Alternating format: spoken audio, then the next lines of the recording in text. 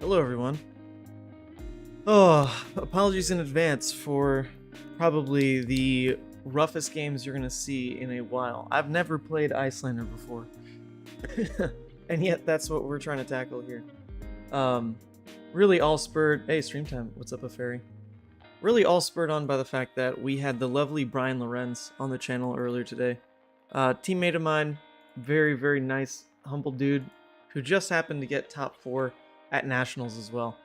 And it was with Iyslander, and it's kind of with the traditional Iyslander, the one that people have been bringing around with for a while, not the crazy like attack Iyslander that Michael whipped out here. So we might branch onto that later, but I do want to start with Brian's list because he gave me a pretty good run through of the deck.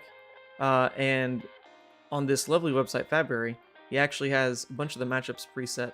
So it should be as easy as, you know, loading it in, playing a couple games, just following his own matchup guide as we try to learn the deck. And I guarantee you it's going to be probably a little rough going at first. Probably. I've only played Kano a couple times in Blitz, never in CC. And I've just never played Iyslander, so the wizard playstyle is a bit foreign. A little bit foreign, for sure. So I want to make sure the chat is working because it stalled out on the last stream, but it looks like it's good. I see a fairy. I see a fairy's comment in the overlay here, so that's good. Oh, okay. I was playing a lot of games on Talishar last night in Blitz, just warming up. And I think most games on average lasted about 3 turns. And to be fair, it was like a full aggro Levia. This was off stream, by the way. Just trying to jam a couple games, and man, Blitz is just such a lightning format. I kind of forgot how fast it is. I have another Blitz Armory coming up tomorrow, and we'll probably play another version of like full aggro Levia. But we're in for much longer games than what I was playing last night. Iyslander should take a bit. So we'll load in a game here. I think I can just paste the link. We won't mark it competitive just yet. I'll say learning ice. And create the game. And it looks like I'm actually not signed in yet, but that's fine. I'll sign in on the next. It doesn't always remember if I'm signed in or not. What's up, Defunks? Hello, Marios. By the way, is it actually pronounced Marios? Because I had a friend from Greece in college whose name was Marios Mpantis, was how he said his name. Marios Mpantis. So I'm just copying that over a little bit. Marios Bunakis, maybe, is how you say it. Don't know. But if it's mispronounced, I'll go back to just Marios. Or Marios, however you like it.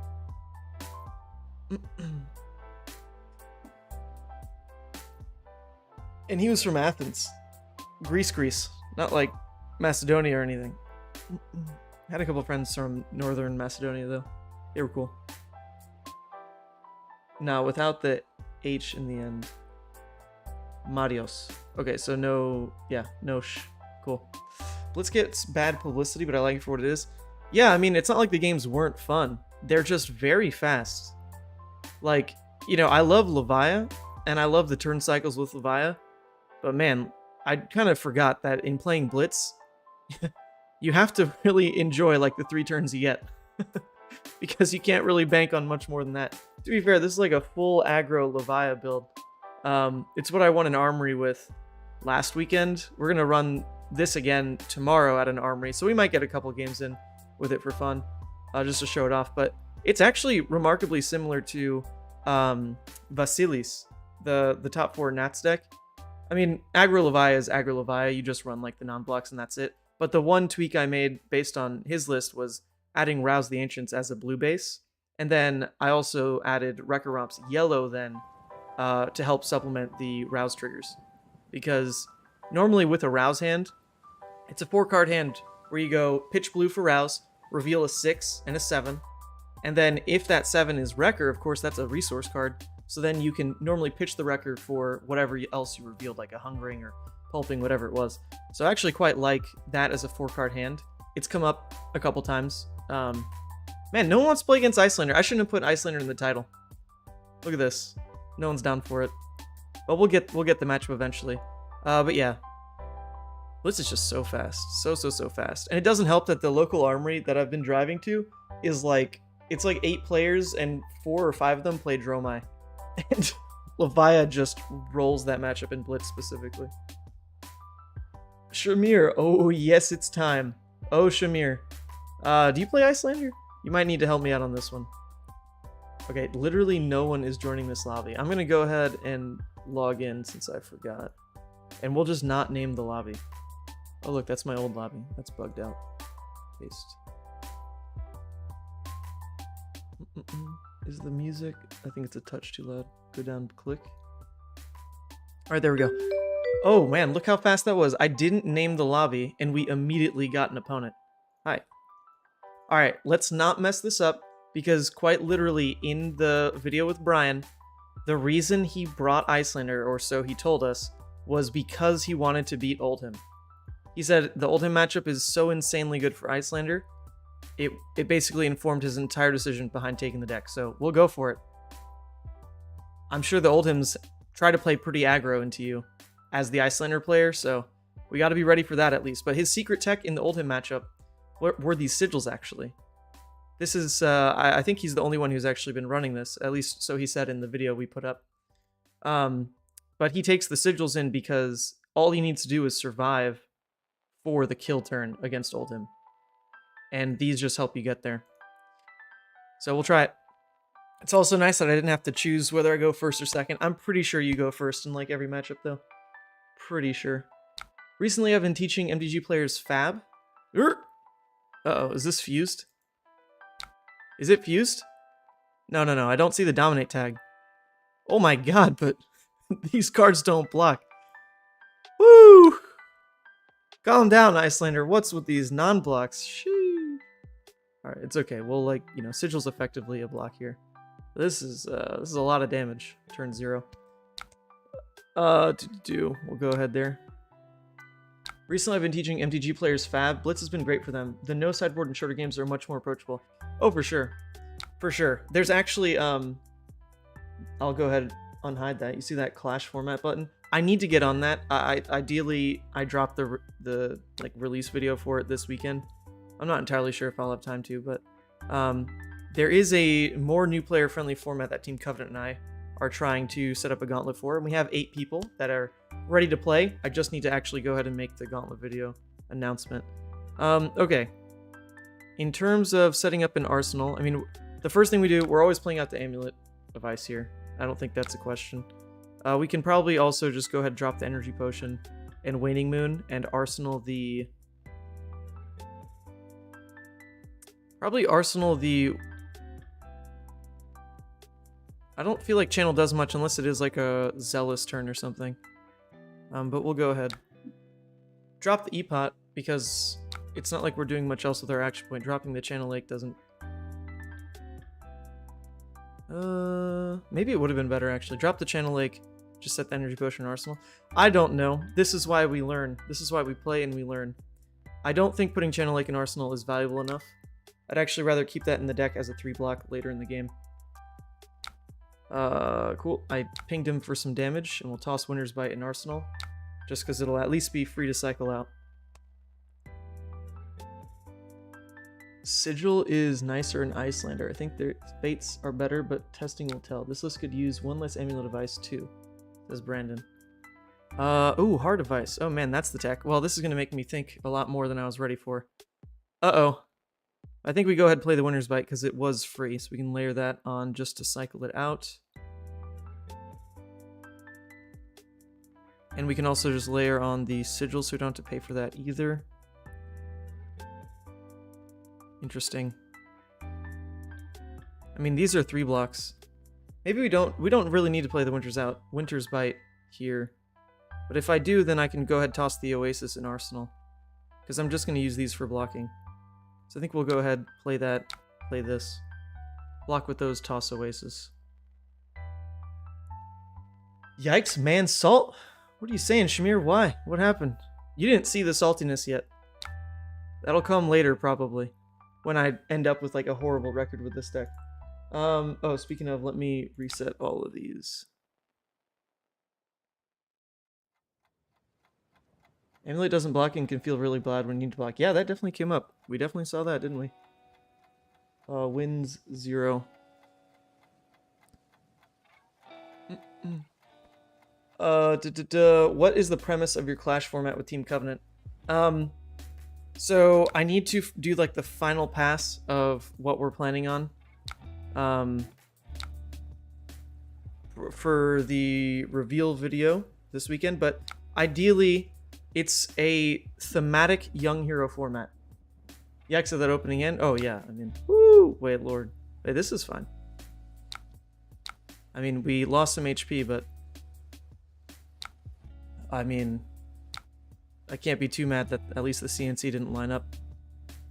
All right, and then all we do is arsenal the Oasis for later. All right, so we have the Insidious Shell, which should be safe to put here. The awkward part about Oasis is we don't actually have Tunic yet to easily play that out. And then if we pitch for it, we actually can't use Moon yet.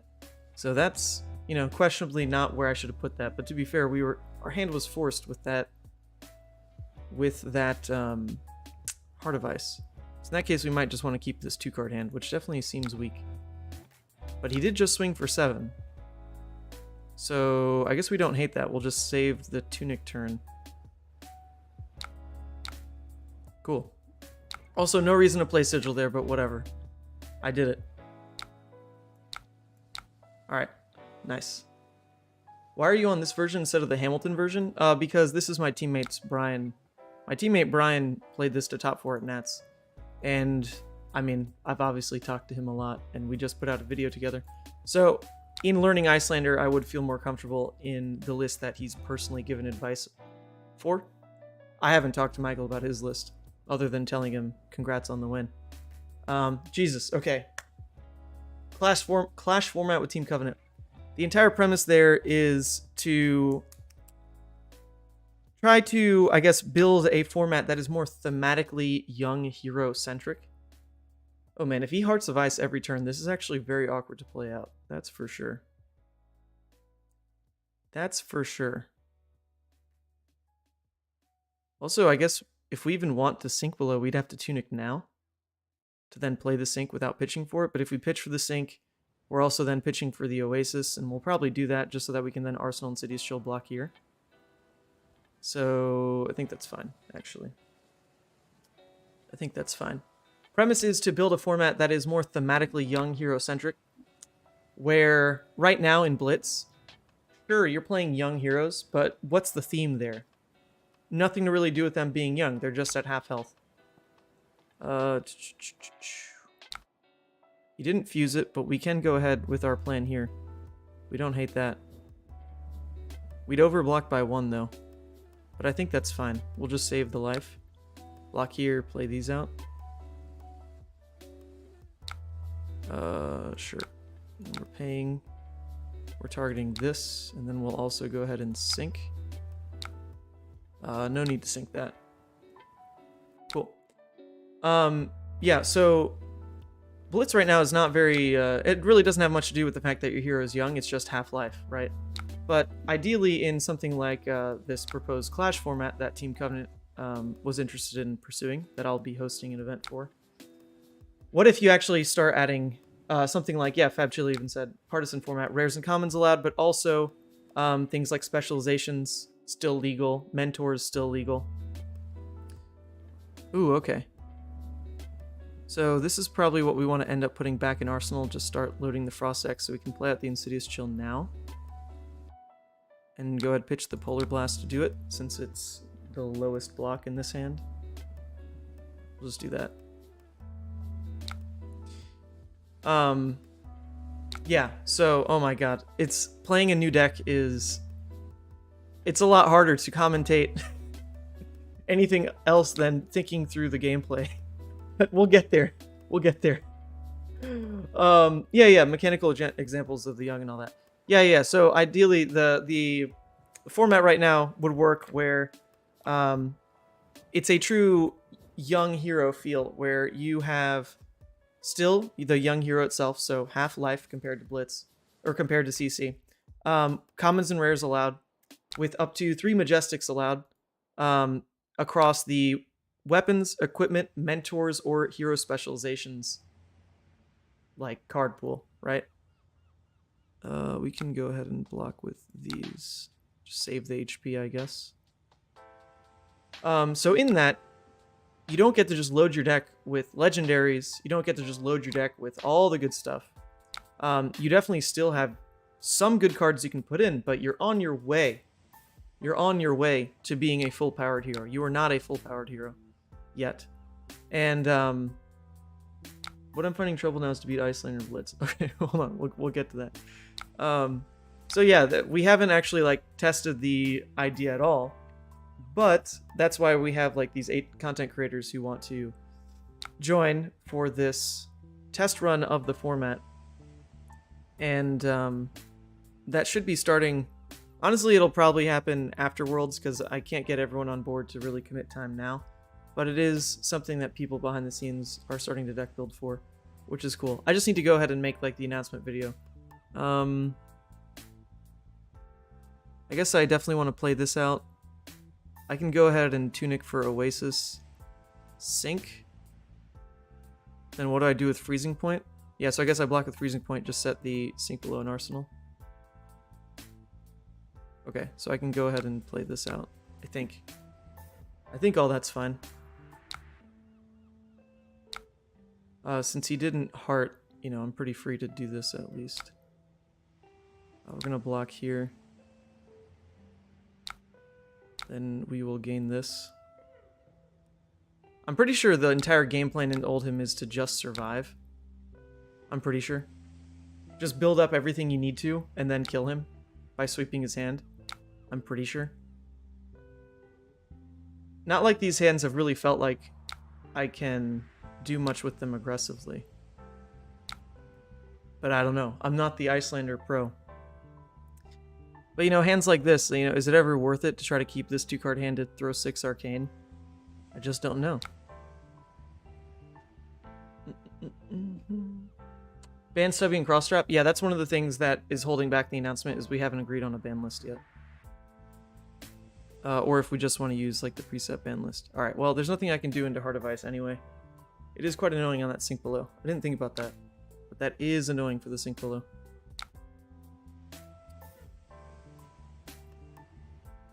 And I do want to sync this Freezing Point. I already lost one. I did already lose one. That should kind of end up being a priority, though. To at least hold one in deck, so I guess we just can't worry about it right now. Oof. Alright, we'll block with the... I mean, we could just pay the sync with the Freezing Point. I think that's fine. Oh, he pummels.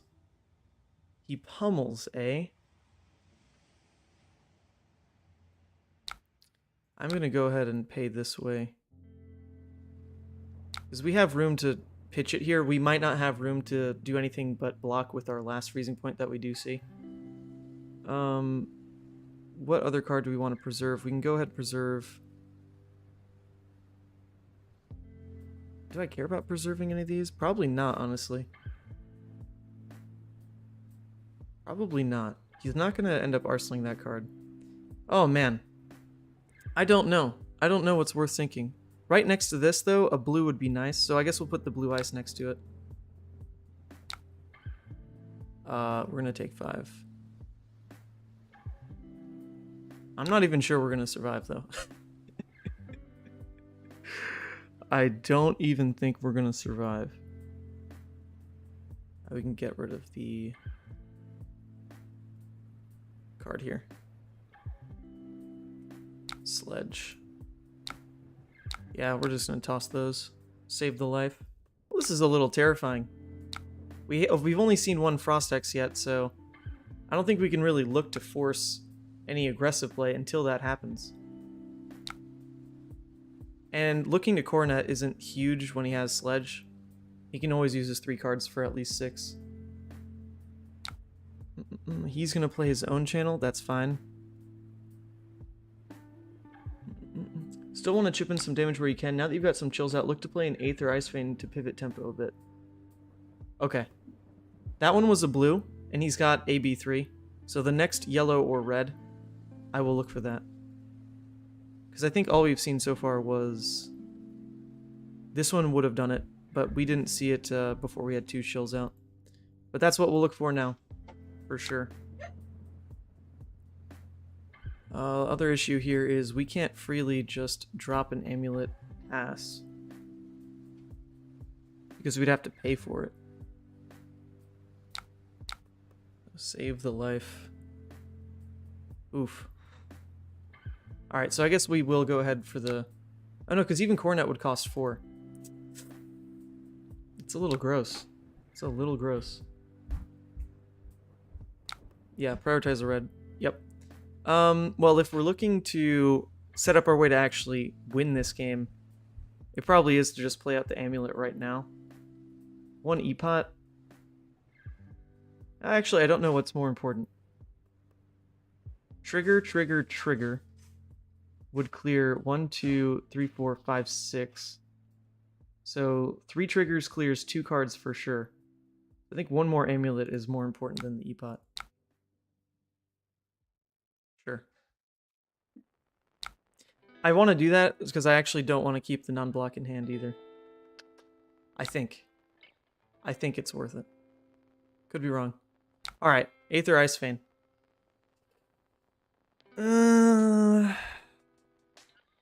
That's going to require quite the hand to keep, though. And we're already being forced down a card. Interesting. Yeah, I mean, I'll go ahead and pay. I'll pay with the...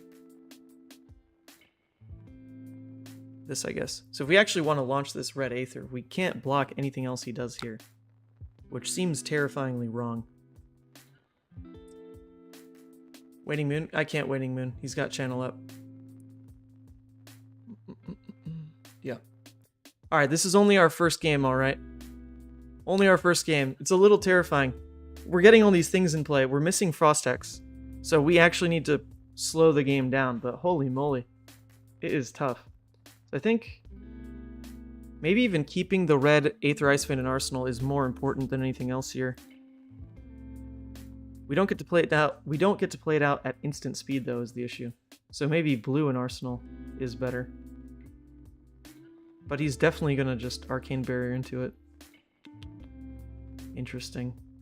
I think we're gonna go the risky line, keeping the red, because if I play it on my turn, I'm at least keeping a blue ice to toss into Arsenal. Right? I could also go ahead and, since we've got the floating right now, Ironhide. I don't know what else you're really holding Ironhide for, but I guess hit effects that are relevant, right? Which could still come up. It could be something else. But we have the resources now. Alright, whatever. We're just going to toss those in. I'm not paying for a lot on his turn yet, so I'm not sure when else this might come up. Block it. He still sticks Channel, but it's fine. We're not really playing anything on our turn. We're just looking to Arsenal. Oof.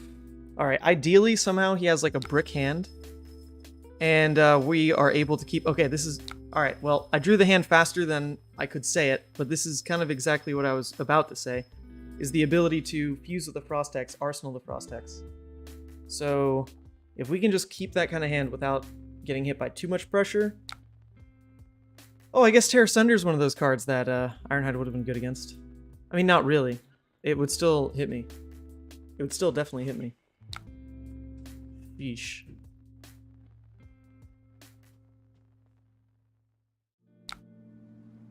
Yeah, I mean, actually, Ironhide wouldn't have got me up there on this kind of draw into this. Well, no. 1, 2, 3, 4, 5, 6, 7. But I would have had to pitch something into Channel. Okay, yeah, it actually would have done it. So that was just wrong then. Interesting. Do I really take it? Discard here to then Aether, Arsenal, Frost. It's basically all I can do, though. It's pretty much all we got left. Alright. This is where we buy back tempo. I don't care that we're going low. We can do it.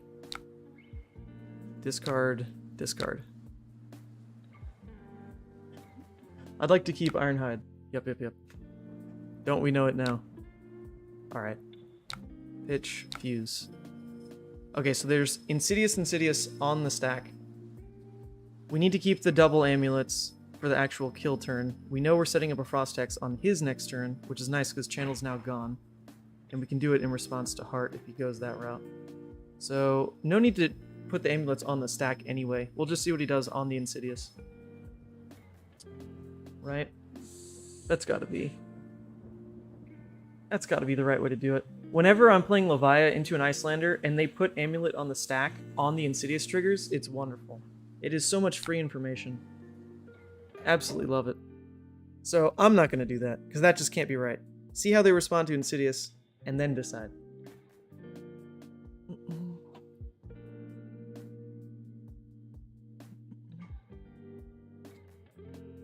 Alright, come on. It ends up being pay 6 on this. What's the call? You already paid 2. One more pay, and then the effect itself, and then the extra pay. So he discards a red pummel. Interesting. Alright, this is lining up for quite the tempo buyback. I like it. I like it a lot. Oh, I didn't even choose a target yet? I can target myself? Oh, that's juicy. Oh, we can line up quite a few self-kills with that for fun. For fun. If a Levia can't turn off Blood Debt and you're like, oh, you're gonna die anyway, let me go ahead and smack my own face. Max disrespect. Alright, 2-card hand is most likely Heart Sledge, which we can take here. And double Frost Hex might be it. In fact, if we draw Frost Hex in the next hand as well, I think we're just like super golden. So if we do Amulet now, it basically means he can't swing with anything though. Is that worth it? If we basically say no swing next turn. I don't think so, because we can survive it.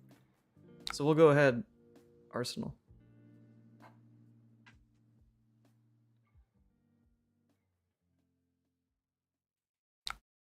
Arsenal. Oh! That's exactly what I'm talking about. This is exactly... Wow, things are just lining up. All is good in the world. Alright.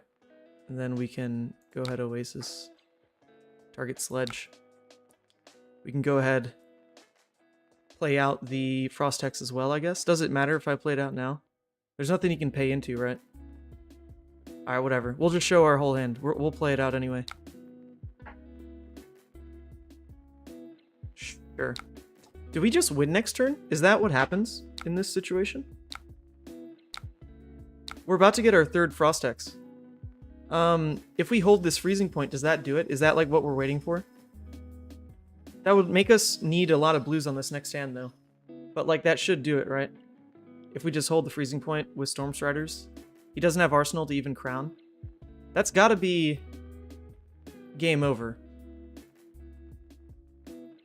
Huh. I think we're gonna hold it. If we block with it, then like we risk, you know, not drawing. But if we block with it, then we increase our odds of drawing the blues we need, but no. We'll let this happen. It'd be inefficient to block it anyway.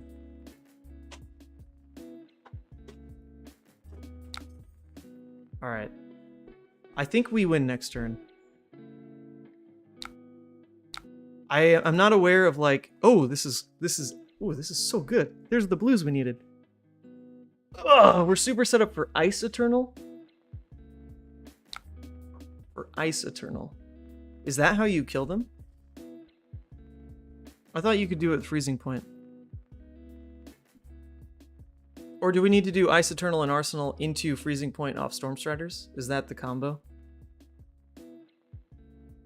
Ah. Okay. Maybe that's the combo.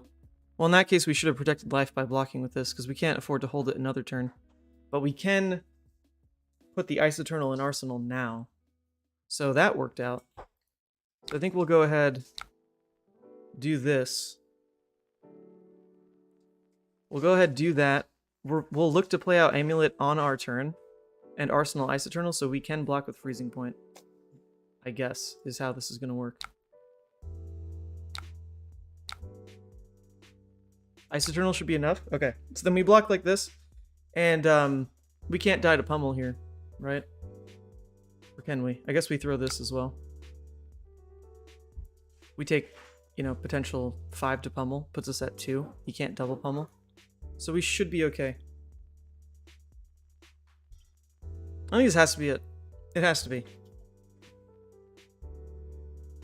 Okay, I mean, that's the first pummel. Not a big deal. We knew this was coming. I think you pitch Amulet to block 3. Pitch Amulet. You might be dead to pummel? No, it couldn't be dead to pummel. I guess the question is, do I value Amulet or the Waning Moon? He's got 2 floating, so the Waning Moon's not good enough. Okay. Alright, so we play this. And then we should win, right? As long as we draw blues, is how this works. We drew 1 red. Okay. Alright, people. But we need to survive this attack as well. That's an issue. Pitching Amulet to keep the block here is better. We don't need 3 amulets in play. You don't need 3 amulets. Yeah, because this is the issue, right? Is, we just die to this? Is that what happens? Huh, okay. I see. Yeah, because it's just over. Because there's no priority window if he just leads with the swing. Aw, man. Alright, we can still, you know, make it pretty, though. I guess we can force it to not have dominate, because we're doing it before the fuse. Do I get to see whether he fuses it yet?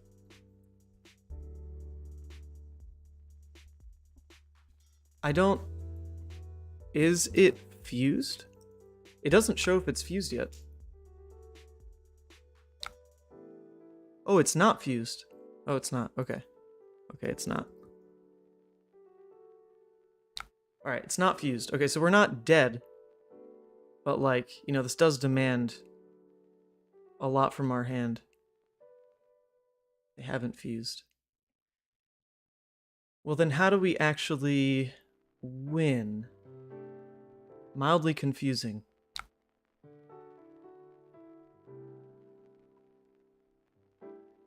Yeah. I think we just have to wait. We might just have to wait for his turn to only be Sledge plus our own defense reaction into Tunic Block. That might be like all we can do.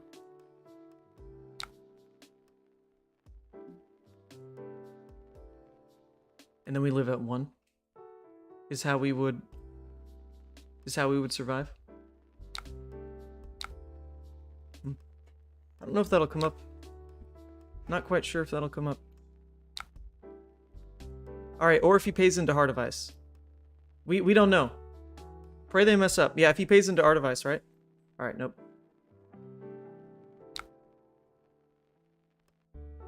Okay. This is rough. We can block with... So we can block with 1, 5, 6, 7, 8. Go to 1. Do we still win off of having Tunic Resource, Frosting, Hypothermia, Epot to pay into Ice Eternal? Sorry, I think. First time on deck. I mean, that puts us at 1. He won't have a window to pummel. So that's got to be what we do here. I'm pretty sure how it works. This is our 1 shot. 4, 5, 6, 7, 8. On his 9, we go to 1. We do need to pitch all this stuff in, though. Which would be 1, 2, 3, 4, 5, 6, 7, 8. Which is only 4 frostbites? Well, that's not that much damage. I think the winning line here is block with everything but Frosting. Your turn, play out the Eternal and Fuse. Take the hand, maybe crack an Amulet, Arsenal Frosting. Hope to chain Fuse turns. Play out the Eternal and Fuse. It'd just be a tiny thing, though. I think... Alright, we're gonna go for... We're gonna go for,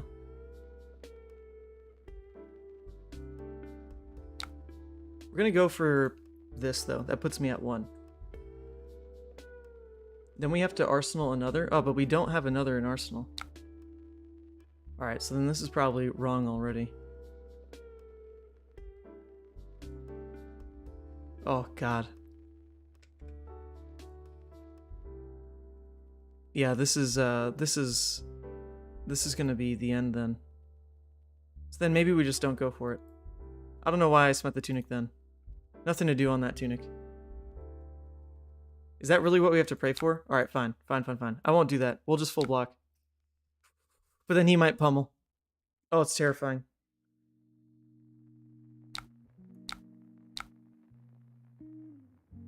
Full block here for sure. Okay.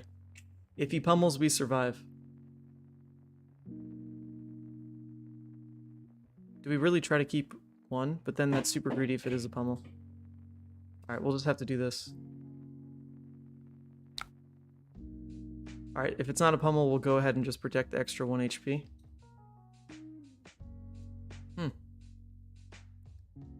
Yeah, there's no reason to hold that. I'd rather increase the odds of drawing another Ice Eternal right on the next hand. Sure. Alright, so it has to be Ice Eternal, is what Shamir's telling me. Let's see if it happens. I'm very scared.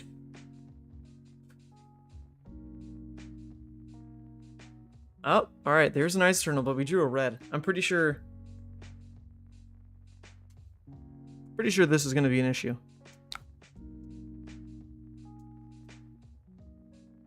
Alright, I'm almost ready. I think I should just, like, let this game end. I forgot about the fact that you do need to survive this last swing to actually kill him with Ice Eternal. So definitely misplayed with our life a bit. For sure. For sure. Yeah, this just won't quite do it anymore. Alright, I'm just going to take it. We're going to go to game 2.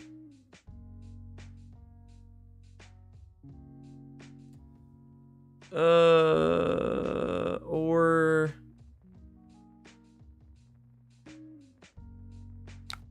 I mean, the one route might be... block like this, block with Tunic. Try to go for like a baby Ice Eternal Fuse. Oh, but this isn't ice, so I can't pitch here, fuse here, set the next one. Oh, I don't know what we're doing anymore. There's too little life for me to work with. I'm just gonna take it. We're gonna go to game 2. I get it. I understand. GG. I understand now the Iyslander predicament. You need to be able to survive this swing. Building up the board state is not enough. I get it. Alright, game 2. Game 2. Lost 1. Brian.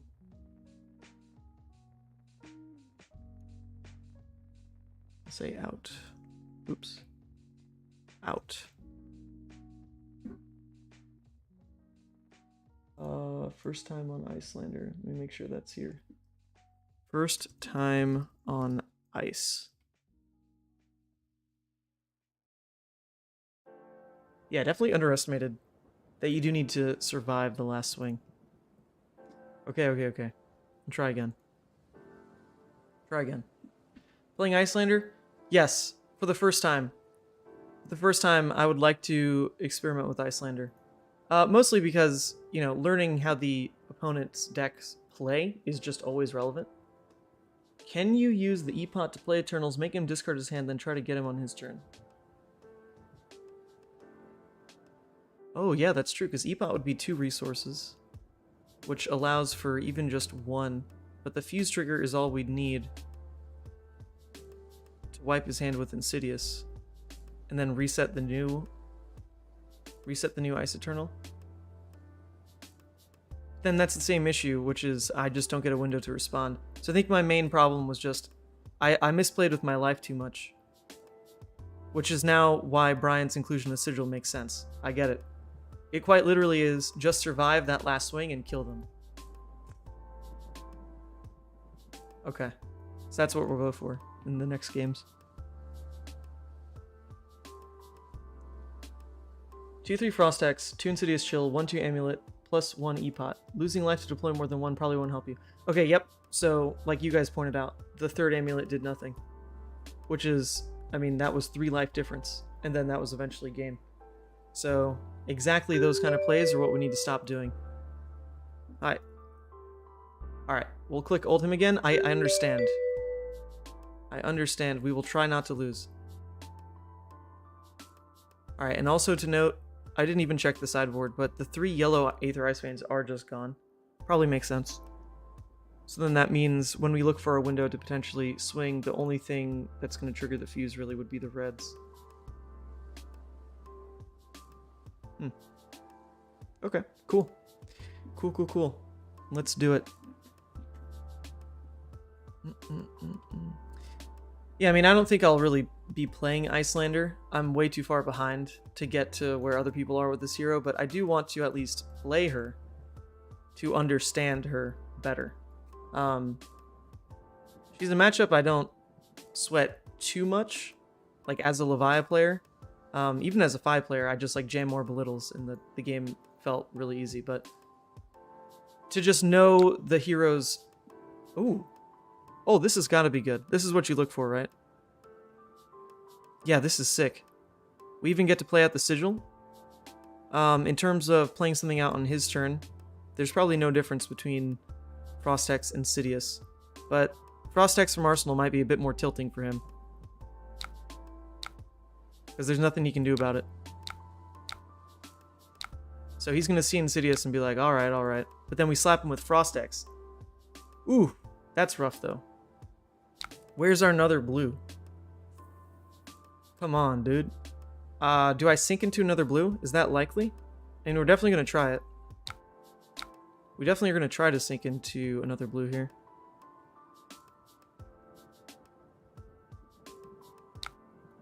Come on, baby. Nice. Oh, this is so good.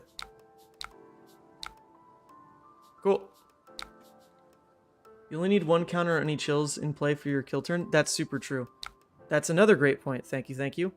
So now, in playing Insidious chills, it's a game of 2 tempo breaks with those red... it's not this card. The red Aether Ice Vein. So playing 2 of those out is quite in line with actually ending the game. Cool, because I wasn't looking for that before. But here we go. We can kind of go for the same line of maybe slap this in Arsenal. Maybe. Because we can quite easily play this out. We will go ahead and respond. Yeah, we'll go ahead and respond. No reason to really let that tax through. Then we should be fine. I kind of do want to hold this, knowing how this match plays now.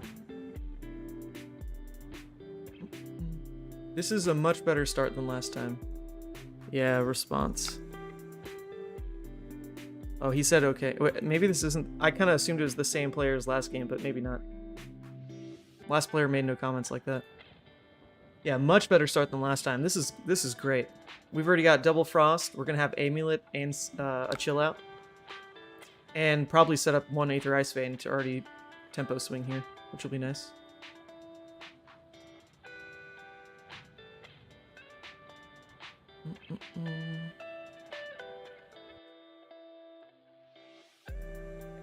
Maybe none of this is actually snow. It's just salt. Just like in The Last Jedi. It's salt. How crazy would that be?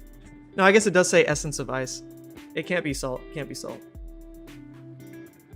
But then I'd officially change my name to Mansalt. Be my new main.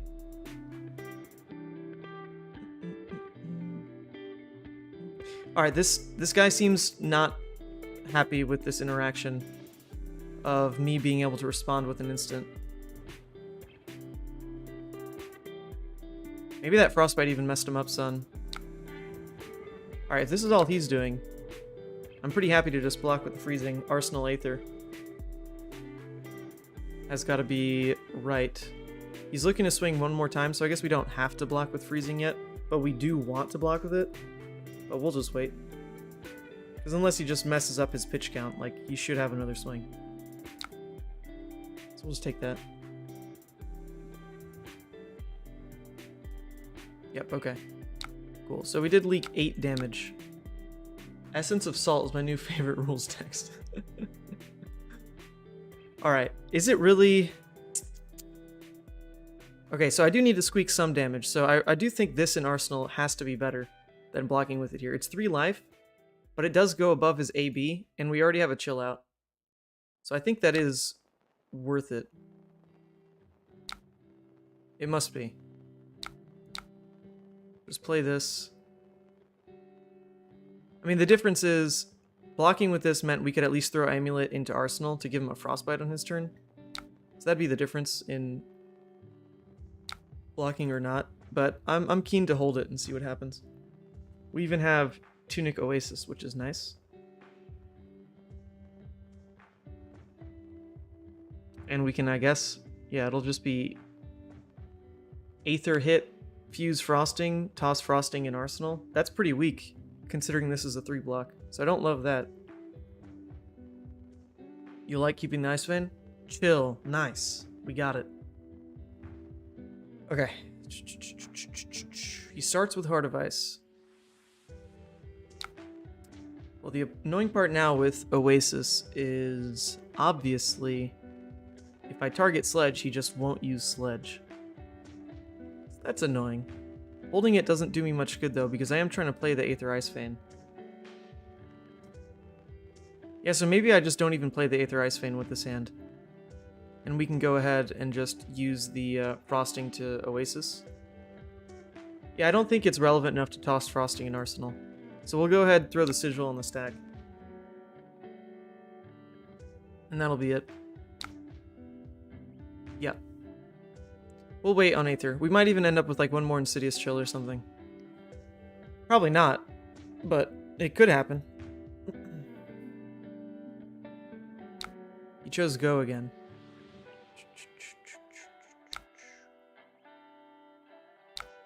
So we can go ahead, block like that. See, this is where being super pitch efficient on the Ironhide would make me feel good inside. Where, you know, I'm paying into the Oasis anyway. Oh, Lord. Alright, well, see, now we're definitely paying into Ironhide. Aha! Aha, aha. This is good. It did work for us. We'll go ahead, target the Command and Conquer. He can't pummel it anyway. And we can pay. Alright, that worked out. That worked out beautifully. Ironhide actually did something. I wasn't a buffoon. Relevance, baby. Yep, pass. Okay, see, so this is the right kind of ice card for us to look for the Fuse in Arsenal. So way higher priority to actually put this in Arsenal than the Frostings there. So we like this. We like how this is playing out. What I don't enjoy is that if he does lead with Heart of Ice, it makes the Oasis turn really awkward again, because Tunic Oasis would otherwise feel great. Yep, rewarded. We're getting there. Oh, Lord. Alright, so we can, like, super hedge on this. Super hedge. And just Tunic Oasis Sledge. Oh, no, that's actually horrible, right? Because Channel is going to stick, so this is actually kind of relevant as a resource card. Because we do need to pay 4. Yeah. We do need to pay 4, so we're not going to waste that. We're probably going to take like 3 extra damage this turn. But okay. Sure, it's fine. We do need to hold this now as a resource card. So we'll go ahead and block with the Brain Freeze. Take 3, but then our turn is pitching these in for the Insidious anyway. Should be good. Should be good. He could pummel that there. It doesn't discard us anything, though.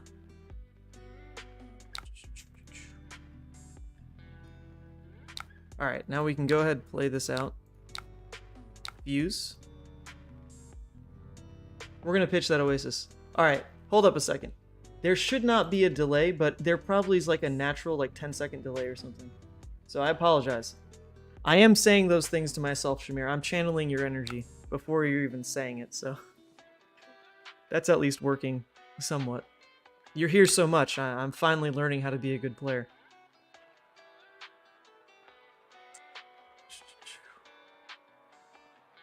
I do appreciate all the comments though, because this will be a learning curve, like 1000%. This is a very different deck than I'm used to playing, especially since I've been turning into an absolute monkey by playing just full aggro Levia recently. That deck slaps, but it's also a game of very few considerations. You're trying to play like a 4 or 5 turn game every game. And it's cool. It works. It works, but it's not this deck for sure. It's not this deck at all. And even setting up like your anti-control strat as a Levia player, it's, you know, it's a routine at that point. Just howl, play, howl, play.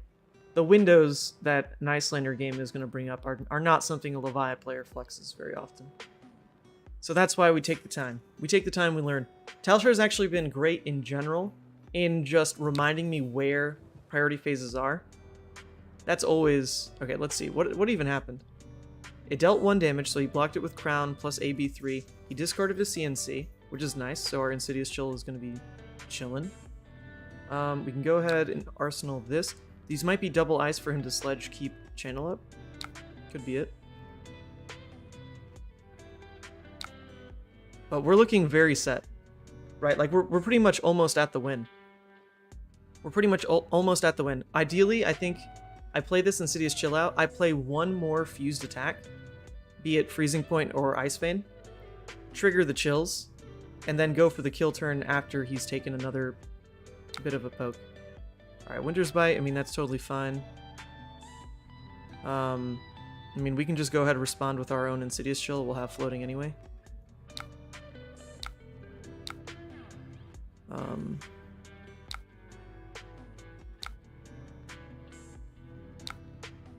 Yeah, I'll pay. I think the red Ice Vein in Arsenal is, like, pretty bad. Yeah, this in Arsenal is gonna suck. I'm not a fan of that. I guess I could, like, overpitch it all into the moon. But I do want the life from Sigil, so it's not a great Arsenal, but I'm gonna go ahead... Oh, I also shouldn't have played the Sigil. Sigil was an absolute waste there. Because it gives him priority back. Not like he could do anything. But even so, Sigil should have been played on my turn. 1000%.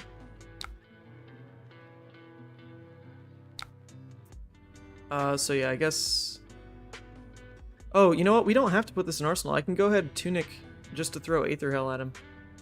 I kind of prefer that. I don't want to put this in Arsenal because it might mess up how I want to keep my hand. Man, sheesh! Okay. Is it better to Tunic for the Hail? And I'm not really doing anything else with the Tunic, honestly. So I'm just gonna go ahead, sling this. It does give him the read that my Arsenal, you know, doesn't do anything. But, I don't want to put it in Arsenal. Because it's going to force my hand to keep a blue, to Waning Moon throw that into another card to then reset in Arsenal. And keeping 2 cards is probably likely with where we are in life. And that's probably just likely, so maybe I'm wrong on playing that out. Yeah, honestly, with the way life is, I shouldn't have done that. Because I will definitely have chances to keep a 2-card hand again. Oh well. Oh well. But it is Tunic for 4 damage. That is. Too fast, sorry, I want to Crown. Alright, that's fine. We can go back to this turn. We throw this. This makes lethal easier. Yeah, I mean, the other thing is the Tunic counter is not really doing much. It hasn't done anything yet all game, so just getting that ticker back up, since we are definitely going to last another 3 turns. It just also can't be bad value, I would think. Can't be bad value. Ooh, beautiful. This is a Amulet of Ice turn. We can also just throw it in Arsenal. Yeah, in fact, we'll probably definitely throw it in Arsenal, because I'm not keen to pay for it through a channel. Reality of this matchup now is that because they're so aggressive, they have to leak damage on the way, which makes the requirements for the kill lower. That's true. He's taken a whole 4 damage. Which doesn't sound like a lot yet. But that's also only been 2 real attacks on our end. All we did so far was throw Aether and, I guess 2 Aethers, a Hail and an Ice Vein. So 2 attacks landing 4 damage. If we throw like 1 more, it lands maybe like 3 damage, and then, you know, whatever this OTK deals, it deals. Okay, so we'll go ahead and probably just like protect the entire life pool. There's no reason otherwise to do anything. I can't even like go into crown or anything because channel's up, so we'll just do it this way. Arsenal amulet.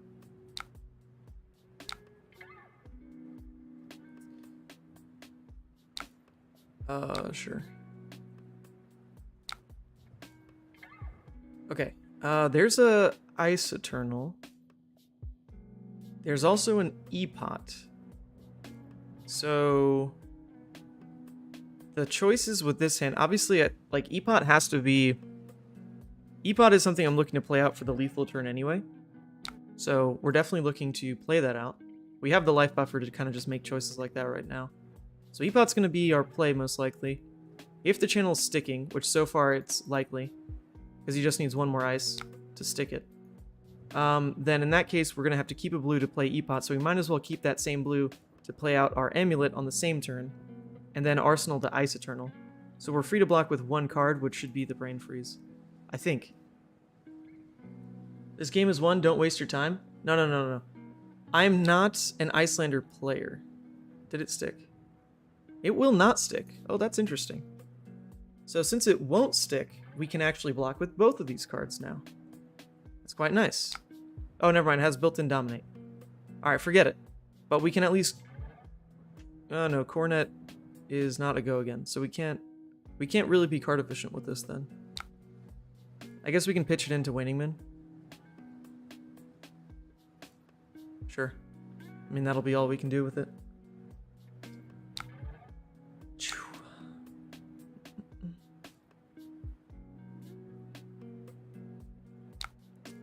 Alright, so we can go ahead and play this out.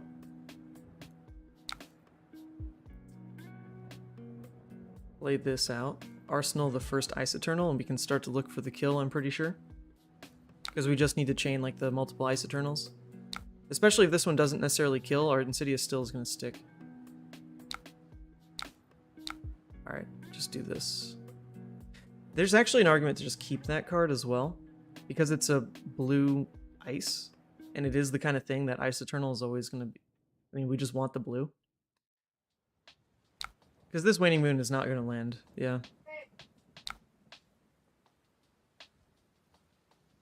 But we still take a card from them, I guess.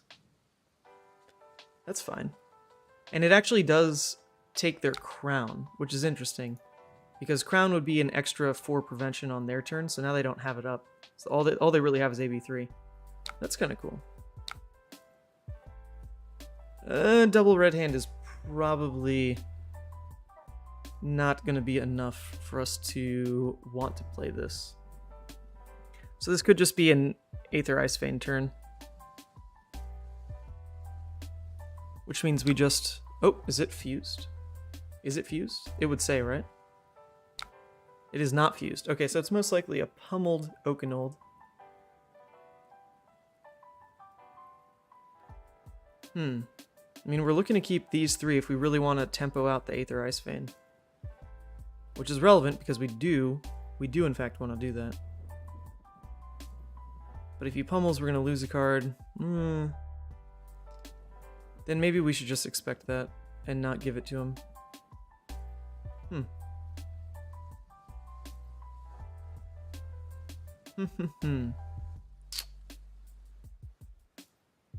Interesting.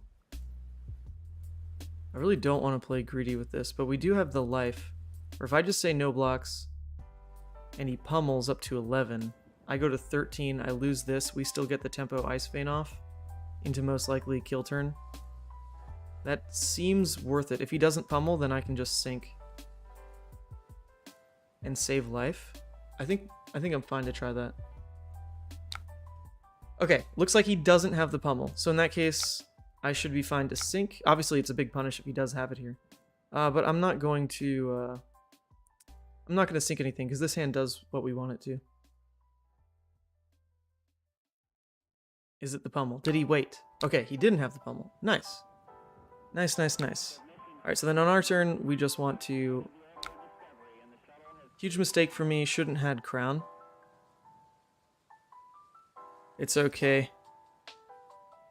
I need the training wheels. Only my second game. So in terms of pitch versus fuse, I don't think we want to show them that we have the non-block, although this does give us more utility and maybe just playing it out next turn. So never mind, we will, yeah. We're gonna show the amulet device, just because we could play it out next turn. In theory. Not like we need it, but we could. And it might just go into our blue pitch here anyway. Yeah, no blocks. Exactly. Sorry, playing this new deck, I definitely need to pay attention to what's going on more than the chat. But chat, my babies, y'all are there. You're on this other monitor right here. Right here. Wait, I can show you. Look. You guys see yourselves? Look at this. There you are. Say hello. So, I try to look. I do. But brain's also working, you know, a little bit harder than normal. Just a little bit. I've been spending too much time recently watching that Dahmer show on Netflix. And it makes me scared of how long I've been out of school now. Because that dude, he had like a 0.45 GPA. And was just like not good in school, right? And it's like now terrifying to me. I almost want to go back to school just because I can't let myself sink like that. Gotta keep the mind sharp. Just gotta. And I hope Fab's doing that for me. Not saying I'm anywhere close to Jeffrey Dahmer, just like to be clear. Never murdered anybody. Never. Never even crossed my mind except maybe like, you know, bullies in high school or elementary or whatever. Alright, we can stop on that topic. Cool. So, in terms of wanting to Waning Moon right now with Amulet, it's a free 2 damage. It's most likely a free 2 damage. Is that worth it? No, because he could just like pitch into it Arsenal, so it's sacking a card for probably not too much, and then we can Ice Internal. Don't worry, man. You have called every shot I've made. Don't know why I'm still bothering when I'm talking to a seasoned pro. Good God, you think I'm anywhere close to a pro? Appreciate that, but... Alright. This has to be it, right? This has to be it. Hold up a second. On the stack, we can do the dirty things. We can just, like, pitch it all into Ice Eternal, right? We can. Because it's going to be... Sorry, thinking. Because it could be 1, 2, 3, 4, 5, 6, 7, 8, 9, 10, plus crack for waning? Like, this has to be it, right? Oh, no, I guess I can't, it's not crack for waning, because I'll just pitch the waning. I'll just pitch for the waning. So, the Tunic resource doesn't do anything. I shouldn't spend that. So it has to just be this. How much do I want to pay? Do I crack the E-Pot? Do I crack the E-Pot? Probably, because it's 3 more damage. It is 3 more damage. Alright, undo. Sorry. Alright, we're going to crack the E-Pot. That should be right. And then we'll do this. And we can pay 6, 7, 8, 9. Oh, so we do... Oh, shit. We do want to Tunic. Oh my god, I'm so bad. I'm so bad. Sorry. We're going to Tunic as well. Let that resolve. And then it is 6, 7, 8, 9, 10, 11, 12. So we pay 12 plus fuse it. 1, 2. Fuse. That's it.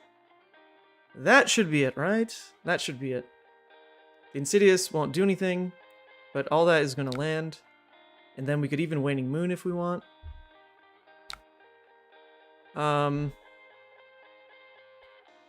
Alright, it was 6 Frostbites, which ends up being like another... Yeah, I mean, this is just... It's just 3 damage for free right now, right? So it's worth it. I think it's worth it. I don't know. It's probably worth it. We're just gonna send it. It's 3 damage. Smack him. Alright. How much damage was it? I guess we'll find out. It wasn't game, but we still have another entire hand wipe, basically. So that feels good. And we pass. This feels nice. This definitely seems like the way the game's supposed to play. And we can even drop more goodies. My word. So we've only seen the first Ice Eternal. I don't even think I've pitched another one, honestly. Like, we played the one, so there's definitely another one coming. So if there's another one coming, then we can go ahead and be greedy with our life. Just block with freezing, go ahead, play out the Frost X or something, and arsenal the Insidious. Like, we just don't need this card. I can go ahead and just play that out, arsenal this into our next turn. I don't even think Insidious is probably not even that useful. Like, it doesn't feel like a massive card to play anymore because I've got these other amulets. So maybe I just Coronet Peak with it? I mean, it doesn't hurt to play it out, I guess. Other than we take damage. Other than we take damage. I just don't think we need the Insidious, right? We can't. Maybe we do. I don't think we do. I just don't think it... Yeah, alright, that's fine. We have 3 more wipes in hand with Amulet, Amulet, Insidious, so we'll just try to, like, you know, not fuse with anything else.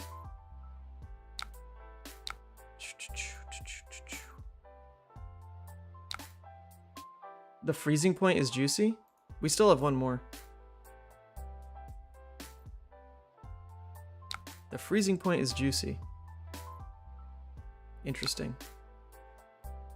Well, there's our next one. There is our next one. Not... Okay, well, that's new then. Not bothering with the 3rd Frost X. Interesting. I guess they're, like, in kill range of the last... Yeah, they're in kill range anyway of the last Ice Eternal. So, yeah, this can't matter. This definitely can't matter. But that's alright. You've done your combo, Head on Life can pivot to being the aggressor. Interesting. So then we actually do want to land this, fuse it with the Ice Bolt. But then Ice Bolt and Arsenal feels relatively weak. Interesting. Interesting. Now we're the aggressor. Uh-oh. Things will change. Still gonna play this out, I think. We'll go ahead and sink. I'll sink the Ice Bolt. Maybe we'll look to just arsenal the freezing point then. Polar. And Polar doesn't do anything.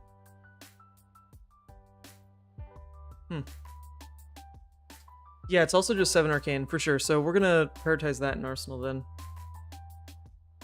For our next turn, when we can keep the right fuse cards for it. I think Red Ice Bolt was probably still fine to Arsenal there, but the issue was we needed to clear out the Frost Hex. And then we wouldn't be able to afford the freezing point in doing so.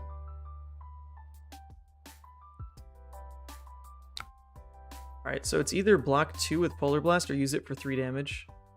3 damage probably feels better, right? It should. It should feel better. Because then he loses his crown. We go to 13. I think that's fine. Sure. Play freeze. We got it. I understand. My brain has processed that fact. On top of that, it is our last one anyway, and I wouldn't be foolish enough to discard it. So we'll set up for that in Arsenal for sure. We could even do the thing where once we see where all of his resources go, we can just Storm Striders it. Right? Could be the thing. I don't know. Could be the thing, though. Could be. 2 damage. Yes, he did have 1 floating. That's true. Freezing would hit for 7 or 8 depending on if you play Ice from Arsenal first. They're just dead men walking. Play freeze. Hey, Ethan. Hope you're having a good stream. Just have a question. Could you explain triple nourishing in Vasili's list? Well, I can't really explain it, but the reason he says he has triple nourishing is when he plays against Wizard, he just sides it in. That's it. When you're against Wizard, he just brings it in. Which, sure, that is a thing you can do. I don't know. I was tinkering with it more in that if you're going second, put CNC in. If you're going first, put Nourishing in. Was more how I was playing with it. Okay, so he's going to CNC, so I do want to go ahead. I think I'm free to just Freezing Point.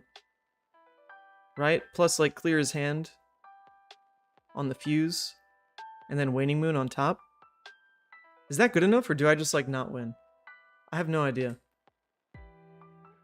Yo, what's up, Sam? What's up, Sam? We have it so easily available, though. Like, it's just Tunic for Storm Striders into Freezing. Not even saying that, like, this is the kill turn. It's just so available that we should probably do it.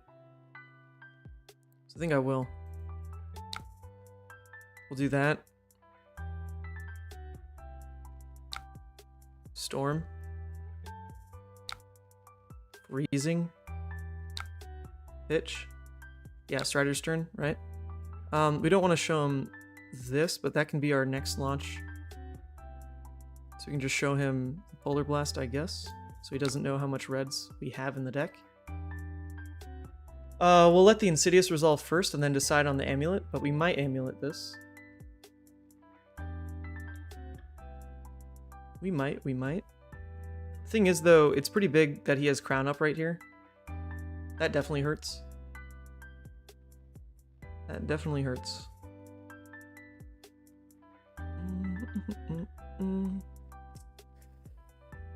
But it is nice to know we have just a 6 damage hand back into him.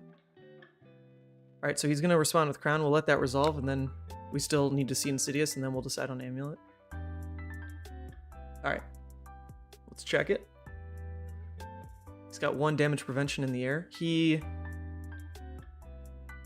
Insidious Chill was destroyed. Have we seen what he did with it yet, though? I don't think so. Alright. He discarded a red pummel. Ooh. So I think we're safe to then crack another Amulet. Because he discarded a red pummel. So we're going to go ahead, crack 1 more, right? Is that worth it? Just to clear out... No, I don't know. It's not really that much damage. Then we swing this into Waning Moon. Yeah, so, I mean, we can land enough and then throw 6 back at him. So, yeah, we'll crack 1 more. I think.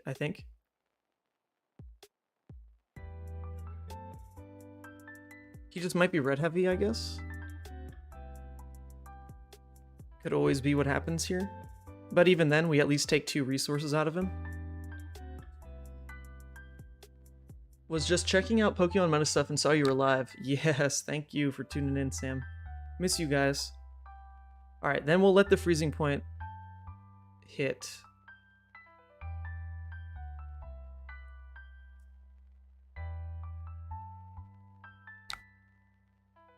Alright, he goes to 5. So we can definitely just Waning for 3. I think we're free to do that as well. I think. I don't know if it's like timing-wise relevant to do it right now or not. Right, he goes to 2, and then we throw 6 at him next turn. Both amulets prevent him from arsenaling and using Crown next turn. Interesting. So should I still amulet this turn? That's interesting. Yeah, you're right. Oh! You guys are absolutely right. Okay, geniuses. Yes, just going 4 tall will be... Oh wait, no, 4 Arcane won't be lethal though. Because he's at 2. But then I guess 2 instances of 4 next turn and then turn after will be lethal. Alright, we'll take this. Do I crack Amulet? I think it has to be, right? It has to be. I think we'll do it. Just get him... Yeah. Take away his crown. Sure. We'll do it. Last chance to use it? Sure. That also makes sense. It was another red pummel. Okay. And then our turn we do this. Obviously his face. He definitely at least goes to 1. At least. And we take 2 cards out of him. Alright. All we need to do is go 5 tall, which we have left in the deck. With 1 more Aether, and I guess Ice Eternal would also do it, in theory.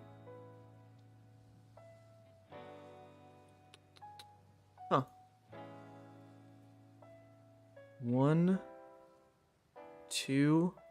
Yeah, so actually another freezing point would, I mean, we don't have one left, but that would also do it. We have the, we have one more Aether Hail as well. And the, no we don't, that's gone as well. Interesting. Interesting.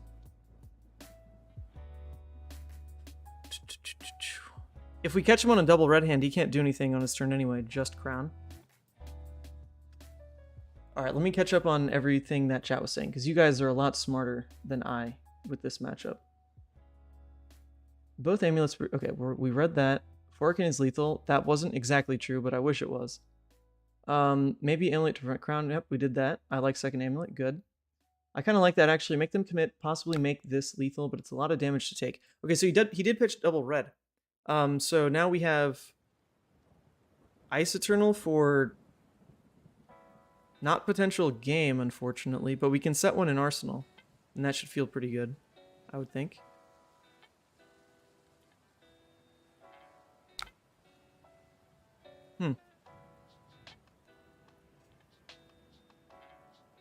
Yeah.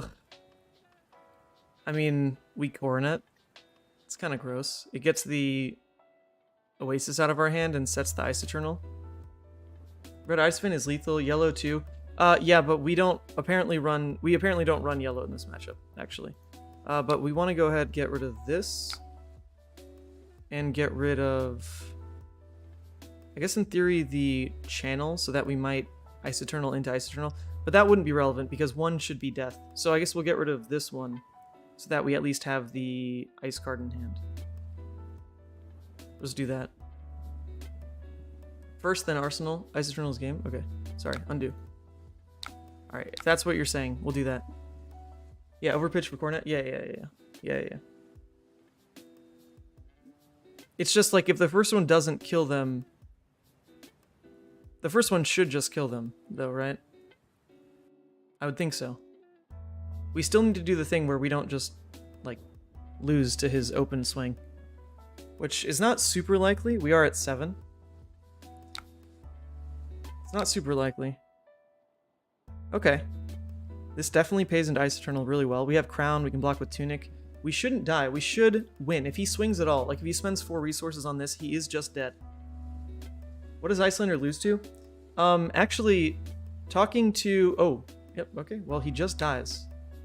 You just die, buddy. Sorry. That's coming in for 10. We can block 3 here, so we need to block with the ice card, and then we win. So that's all we need to do. So we're going to pay for 1, 2, 3, 4, 5, 6, 7, 8. We're going to pay 8. Right? By doing this. Fuse. And then we just block with all of these cards, and he's dead. Should be how it works. Alright, cool. GG's. We did it! We did it! Yay! Alright. Very interesting. Yeah, thank you for sticking it out. I'm learning the ropes. Alright. Played that one a lot better. Still a couple interesting spots. Definitely a couple interesting spots. Have a good one, you too. Main menu. A couple questionable spots, like that Frostex was a learning moment for sure. That was, yeah, so I guess now we know. Don't go for the third. I'm not sure we really got punished for that, per se. It definitely felt like in prioritizing Frostex or Insidious in that spot, the Insidious would have actually had more impact than the Frostex if either one was actually correct to play. Because the Insidious would have triggered 2 more times from playing it at that point. Because I did play Freezing Point and an Ice Eternal. So that would have been 2 charges used on Insidious. So that was the wrong call on my end. Excuse me. But that's why we learn. Okay, good game. Good game. We're 1-1. We are 1-1. Someone asked, what does Iyslander lose to? Iyslander loses to the mirror. Sometimes. It can lose to some versions of Dromai. Apparently Dromai is like kind of a toss-up matchup. Some people think it's good, some people think it's bad. It also tends to lose to Brute. Definitely Rhinar is the more consistent deck versus it than Levia, but I do think Levia is pretty decent into Iyslander. It can lose into Fi when Fi just runs a bunch of Belittle.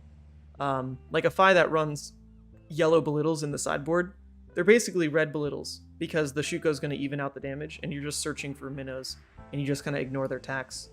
So those are definitely some tough matchups. Excuse me. Oh, it's cold. It's cold. Nose is running. Okay, that was fun though. It was actually fun to play that game. We're gonna still not tag ourselves competitive yet. We're still learning the ropes. I would like to see what an aggro matchup feels like for sure. Themai is big against Iyslander, true. However, oh, we get to play the matchup. However, in the deck tech with Brian, that is on my YouTube channel, so feel free to check it out. He made top 4 at US Nationals and goes over. It's not like an in-depth deck tech because he does credit most of the deck to Levi and James, which have like a 3-hour video on it.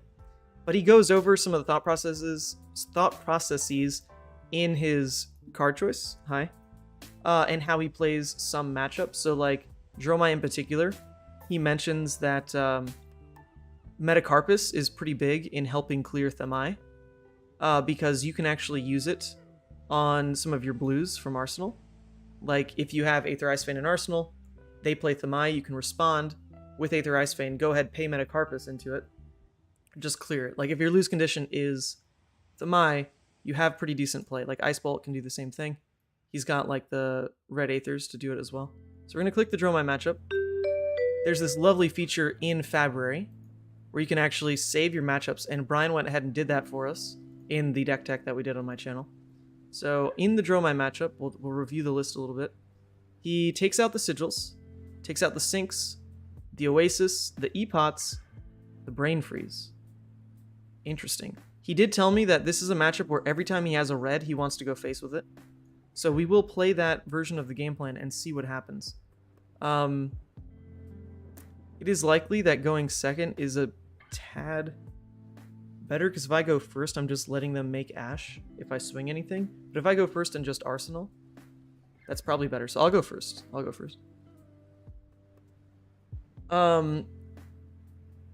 Levi and James are great for Iyslander. Exactly, yeah. So in this deck tech, Brian straight up says that he took most of the... Oops, wrong link. Took most of his deck straight up from this like 3-hour behemoth of a video that Levi and James made. So that's where you can find like the in-depth deck tech, but to hear Brian's thoughts, this video is quite nice. Pretty casual, not like a... It's only 18 minutes, you know? Go ahead, give it a like. Give me a subscribe, although I'd hope you'd already subscribed if you're here. Alright, well, we're going first, but this is not a hand that does anything to help us set up.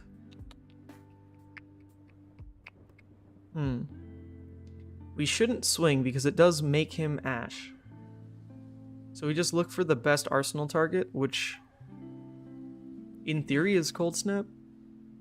In theory. We definitely are going to look to play Aether Icebane into him going second. So perhaps we want to save the Cold Snap for our Fuse card with Aether Icebane, set that up when he has allies, and go ahead and just throw this in here now so that we can pitch a blue, cycle a card, and still waning. Because the Frozen Arsenal is not going to be relevant enough here. So we'll do that. We'll try that. Put the Polar Blast.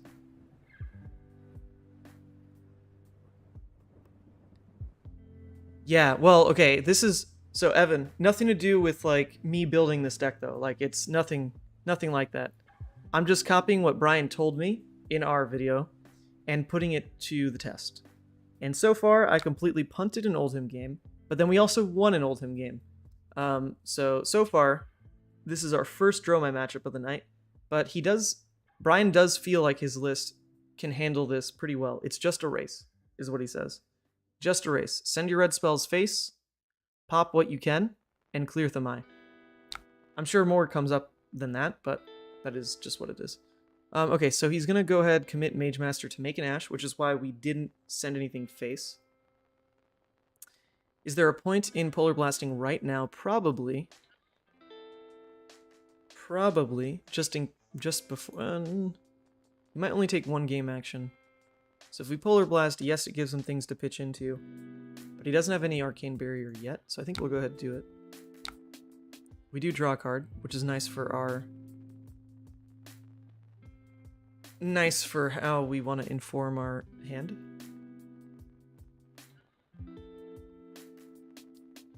Honestly, Aether without fusing seems kind of good. Not on that turn, because he had AB1. So what we didn't want to do was give him the Ash going into his turn, because he did have to commit the equipment to go ahead and create Ash at all. I think that's right. It felt right. Alright, we drew another Aether. It's not great to have in the same hand here, because they're both yellow. Not great, not great. I don't want to block with it, because those kind of cards are pretty important to sling out. Alright, I guess we'll also add the Waning Moon to the stack. Probably not worth it yet, but we're doing it. Alright. We already taxed his hand 2 reds. So if he pitches into AB, it's likely that his turn just becomes nothing. Okay, so he did just take the 3. He still has to pay through this Frostbite. It's an Uvia. Well, that's pretty scary. We can't just straight clear that, can we? Not yet, at least. Also, maybe it's not that scary, but it definitely will become scary. Oof. A little terrifying. A little terrifying.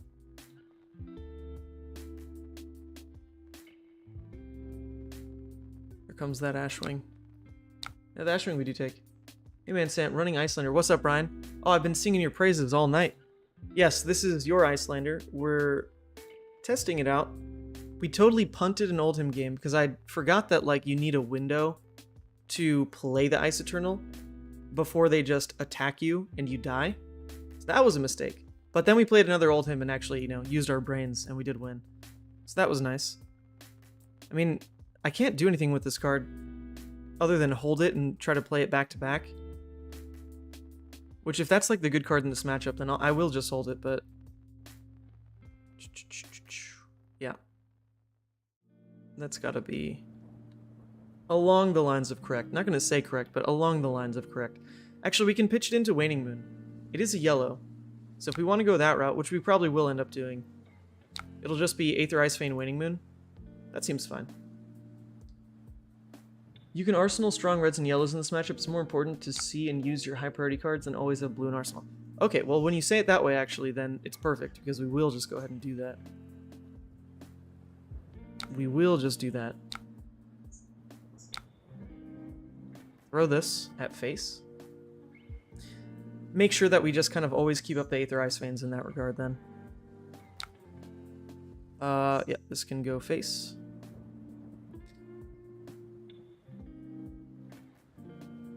Brian, you got fans in the chat.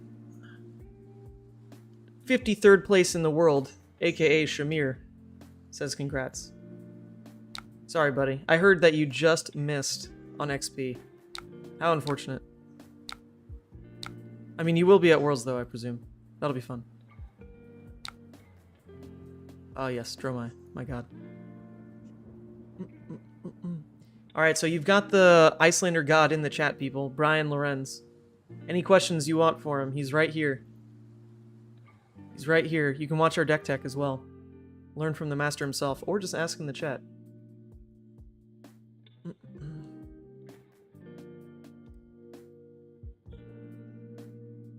Now that you're here, Brian, I expect, you know, pretty hands-on coaching. That's the deal. Man, do we... Okay, actually, speaking of coaching, what do we do about these Ashwings?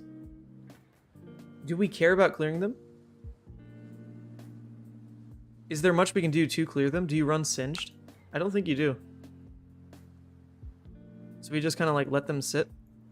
That's a little scary, honestly. It was unconstructed elo. Oh, yeah, no, so sad. Honestly, at the calling, Fino Black really only cared about losing his top 50 elo. His games were just a constant mess of, if I lose next round, I need to drop. I need to drop, because if I lose next round, then I can't risk losing another and drop out of top 50. So he was constantly on a roller coaster. Constantly on a roller coaster of just, holy moly, like, I need to not lose a game because then I'm going to be forced to drop, even though his record was good. It was very scary.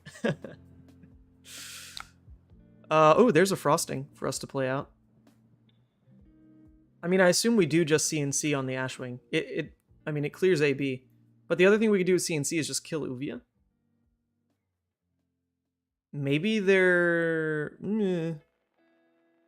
Ooh, do I sling CNC at Uvia? Do you legitimately do that? I would have gone for Cold Snap there in Arsenal, but it's close. That's fair. I was listening to Shamir. Alright, here's the question. I need help on this. CNC to pop? Or CNC to just straight kill Uvia? Or... Oops, I guess I already passed the window to attack. Oops. CNC at Uvia? Okay, cool. Then we're just gonna do that. Alright, so we'll go ahead and play at the Amulet Device. It has go again. Which means we can also go ahead and Waning Moon, which is cool. We'll kill Uvia. Whoa, uh-oh, conflicting information. Shamir said CNC at Uvia. Brian said ignore. Uh-oh. Uh-oh. So much contention. What do we do? What do we do? Well, I already attacked, unfortunately. Already attacked.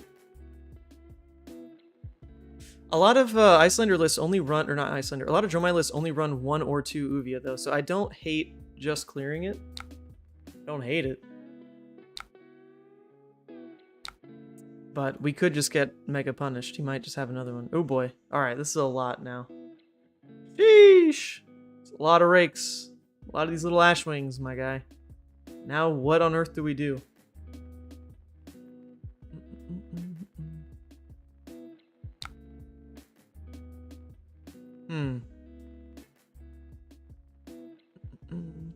Yeah, see, now Brian's point of arsenaling the Cold Snap also would have felt pretty good.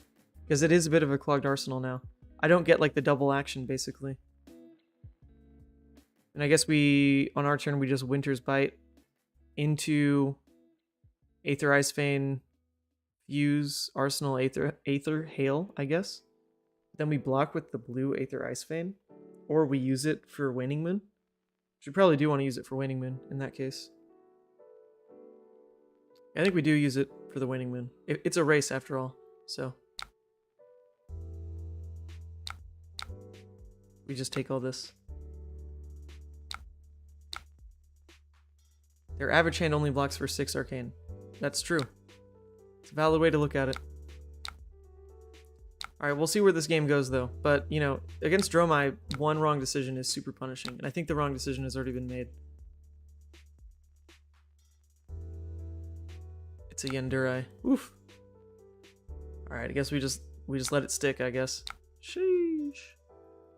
Not clearing that. Oh, I guess I could have saved 3 life, actually. Rather than waning. Save the 3 life or throw 2 at them. I actually think I should have blocked on that. I'm gonna save the life. Sorry. Undo. Swing. Swing. Sorry. Meant to block.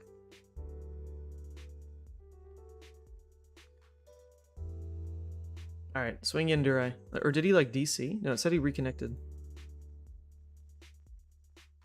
Alright, here we go. Now we can just go ahead. We'll block with this, pitch here, play Winter's Bite.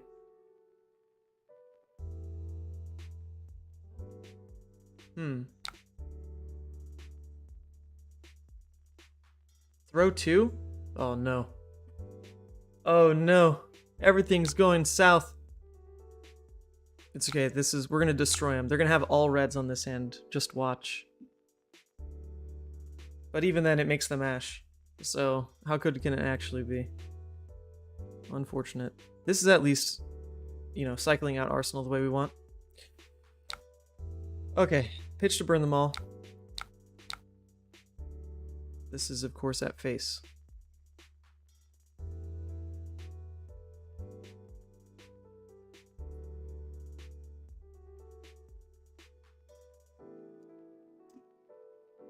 So they would be deciding on an instant, which I guess they then passed. It's 4 at face. They do have a bunch of AB though. I mean, they literally have AB 5, 6, plus Quell. So kind of AB 7. Kind of. But they already showed us 1 red here.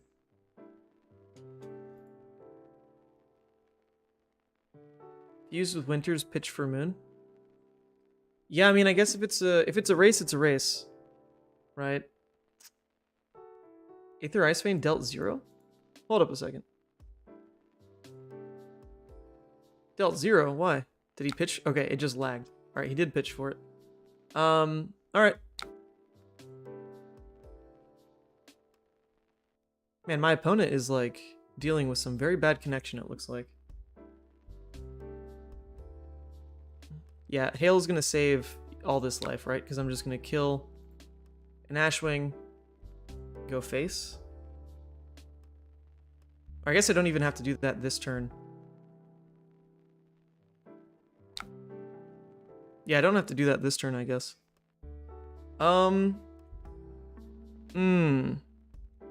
These are not the scary attacks. Not gonna lie, these are not the scary ones. These are very mild attacks. Very, very mild. So, I mean, it should always be Aether, Hail, Waning Moon, for sure. This doesn't have Gogan anyway, so not like we care about Blizzard. Plus, this is going to give a Frostbite, so he can't really have Sigil to really go wide on this anyway. So we'll want to Arsenal the Frosting, and then I guess just play out the Aether Ice Vein on our turn, pitch this Fuse Frosting, because that's going in Arsenal. So we'll pitch the Blizzard on this. Yeah, we'll go ahead, Waning Moon. Take 3 damage. Throw more his way, hopefully. Hopefully.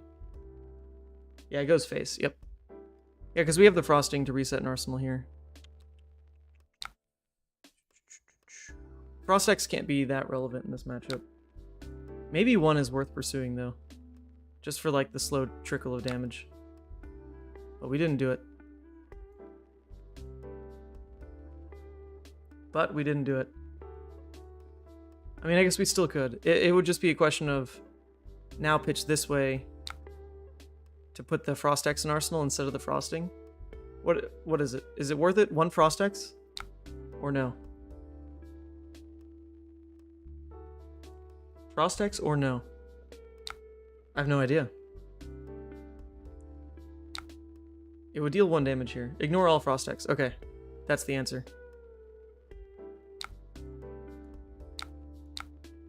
Use. This is just so easy for him to cover, though. This is 1 blue, and our turn's washed. Yep, there goes the blue. Unfortunate. Okay, Popper on a Frosting turn. Man, we really don't have our scary reds, though. Like, we've drawn no red attacks. No red arcane yet, rather. That's pretty scary. That is pretty scary to not see those. But at least we get to cut this turn short. For sure. So there goes that. We could also just use this turn to Frosting, kill an Ashwing, send Moon face, since we're not doing... I mean, we're really not doing anything else with our turn. Like, our turn is just going to be, I guess, Arsenal a new Frosting. That's pretty weak. Yeah, but we have the next Frosting for it, right? So we should just throw this out. Oh, but Insidious feels really important to pay for. Maybe I don't Moon then. I feel like Insidious is pretty good. Yeah, Insidious must be pretty good. So I think I just don't Moon. I'll just Frosting to kill an Ashwing. Reset a new Frosting in Arsenal, play this. That should be right. Oh, I see. Oh, and Waning Moon on our turn. Okay. In that case, undo. Uh-oh. Okay, sorry. This turn. Sorry, not playing. Frosting. Learning the deck. Alright, I see. That's fair. That's fair. Because our moon will be triggered from the Insidious. So this goes away. Insidious steals turns. Yeah, actually, you know, ignoring the Frost X definitely makes sense, but the Insidious on a normally red line deck like this, definitely correct to start playing for, especially in a turn cycle like that. We're not on a lot of pressure. So we'll keep it going. Try to land what damage we can. Because eventually if we keep parity like this, Stormstriders gives us lethal on top. So that should just be the pattern we're looking to keep up. And we still haven't seen our red attacks yet. So as soon as we find that, in fact, even next turn could be pretty big because we have Frosting to interrupt his swing. Okay, well, there's a yellow at least into a Cold Snap Arsenal. So that's got to feel pretty good. I mean, that's definitely what we want to play for. So we're going to want to play out the Frosting. Play out the Frosting to kill an Ashwing. So that means we want to keep at least one card to pay for this here. Or maybe we keep that card to Moon instead. I think the Moon is a little more important than the life. So we'll hold for that. Alright, nice. So I can respond with the Frosting. We will target that Ashwing. I hope it lets me choose that Ashwing. I'm not sure how it works. But yeah, let's click that Ashwing when it pops up.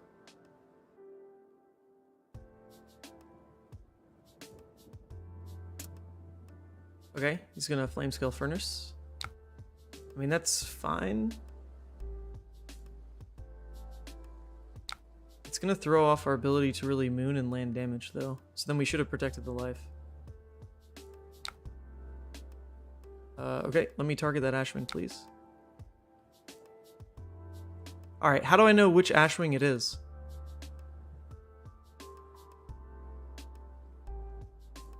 How do I know which it is? Is it the first one? I hope it's the first one. It doesn't say. Oh, Moon in response to Flamescale? Oh, that was definitely right. Alright, I really hope that was the attacking Ashwing. I have no idea.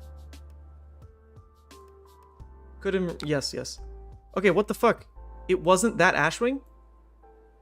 How is that fair? Okay. Trying to target the attacking Ashwing, but it doesn't tell me which one. Alright, but don't I have to actually shoot it? I guess it doesn't matter when I shoot it, right? Because he's not running the Phantasmal whatevers. The ones where he could pay 3 to regain the action point. Alright, well, that's unfortunate. Alright, I'll just undo. Alright, sorry. Alright, sorry. I'ma just wait until the attack pops up. Doesn't tell me otherwise. Let the attack resolve this turn. Sorry. Alright. No. Play Billowing.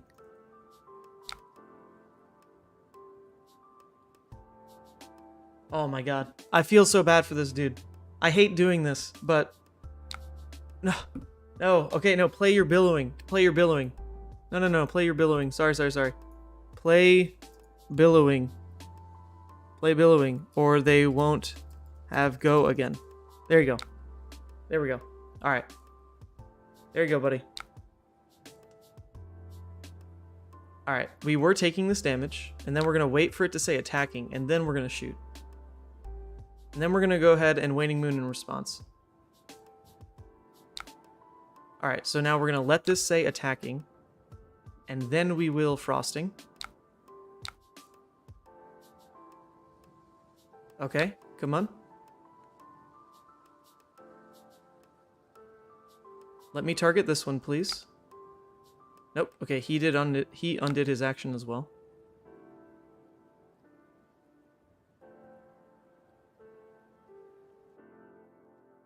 Oh my gosh. Ah, it's so sloppy when I don't know the deck fully. It's so sloppy. All right. This is when we want to respond with Waning Moon. We want to respond here. We're going to respond.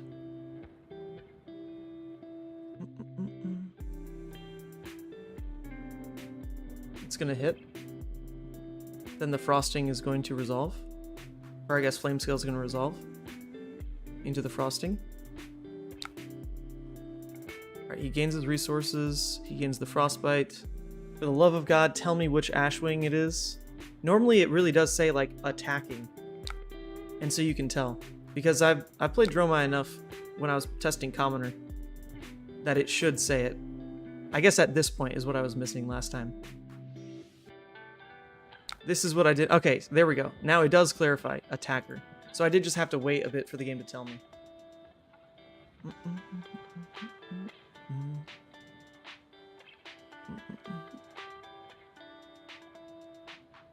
There we go. End turn, we get our Ice Vein off. Into Cold Snap Arsenal. Alright. Fuse. It does trigger Insidious as well. That's pretty big.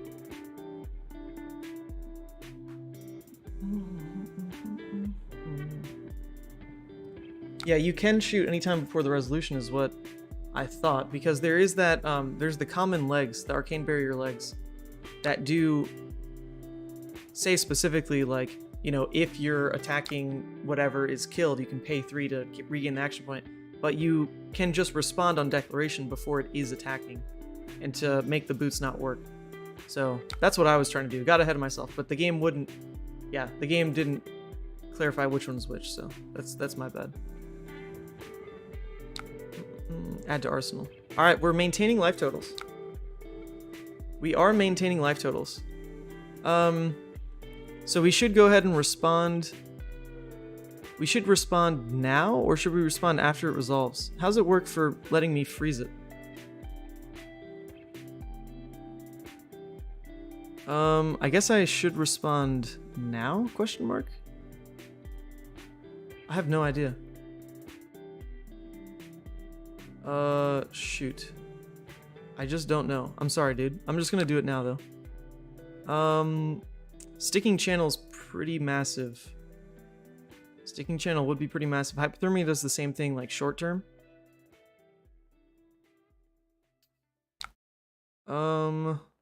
This is still 6 damage on our turn. This is 7 damage on our turn because of Tunic. We are gonna draw a card. I think we're gonna go ahead, probably pitch the Hypothermia. Yeah. There is no ally.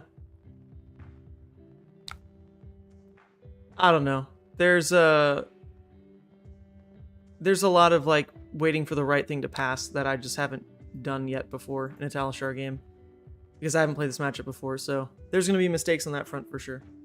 Oh, once again, so I guess I should have, we can kind of make him mess up here. If we Waning Moon now, I mean, it was definitely wrong, but if we do Waning Moon now, and he pays into it, then the Frostbite will stick him.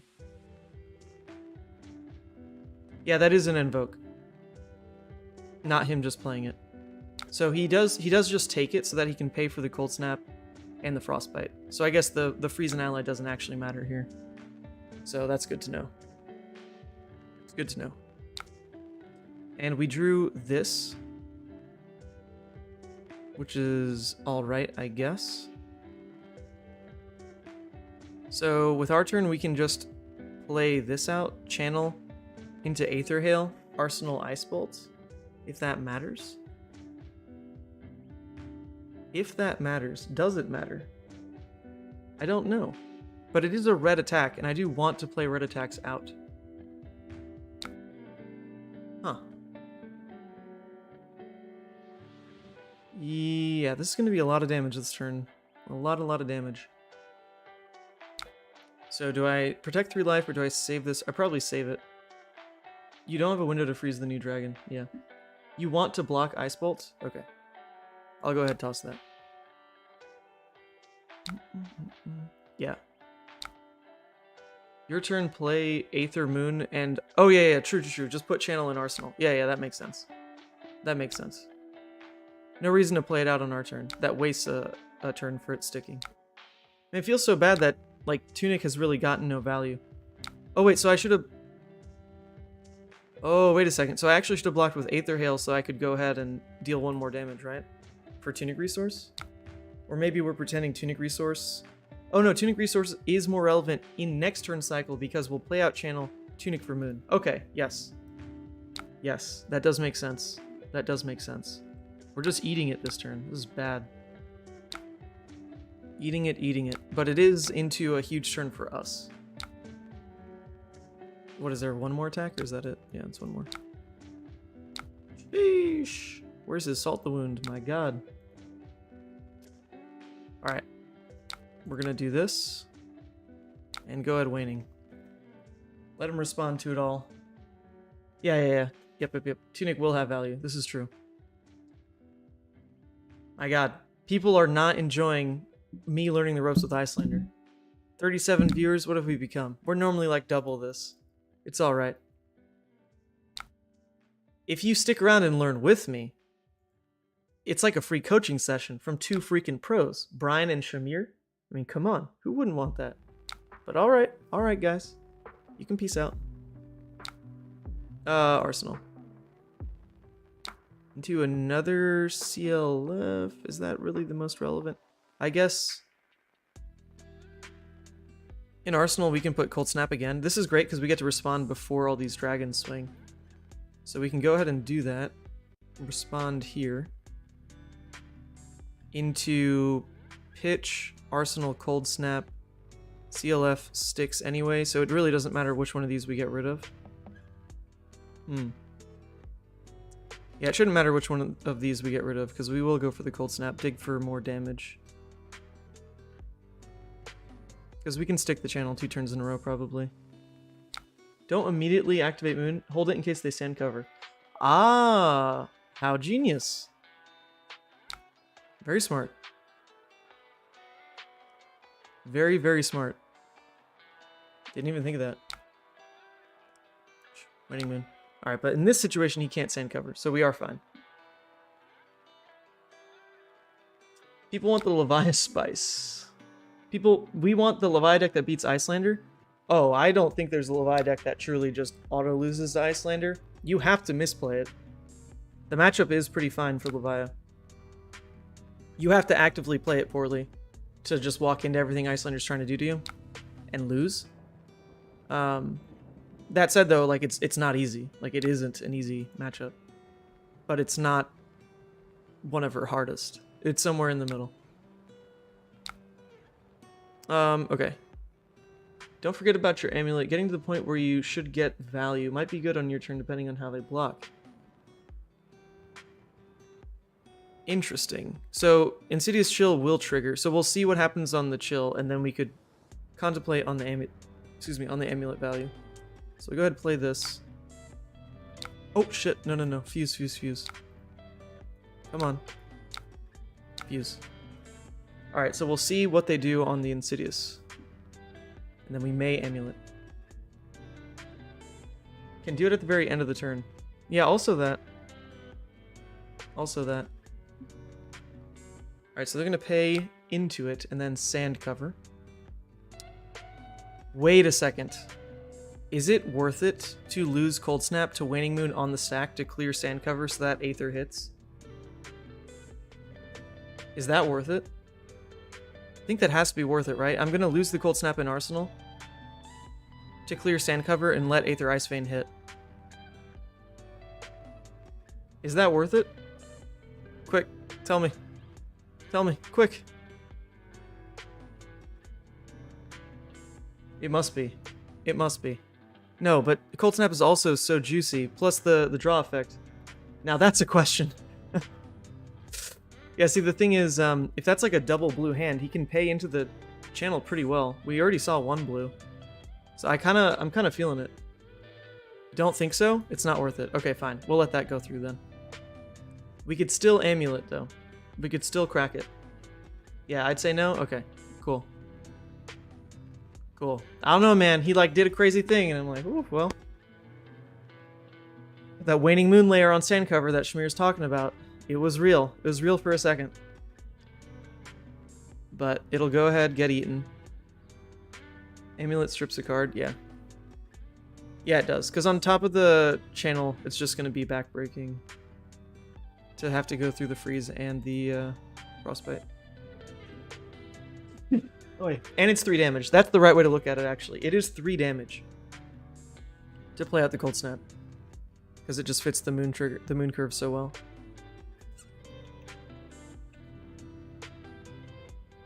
The Cold Snap may lead to keeping channel around a second turn.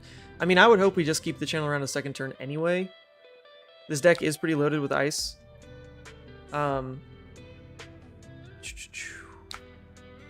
Yeah, obviously, come on. It is going to target Dromai. Although, hold up a second. So, funny enough, they use sand cover, right? So, me throwing it at Dromai does nothing. Target Ash you control gains Ward 4. So, since they did it on the stack, before I chose target, I should just choose a dragon. I mean, that's kind of mean, but that is what I can just do now. Just, like, clear an Ashwing. Yeah, I mean, that's pretty awful. That feels very mean, because I don't think it's supposed to work that way, but it's fine.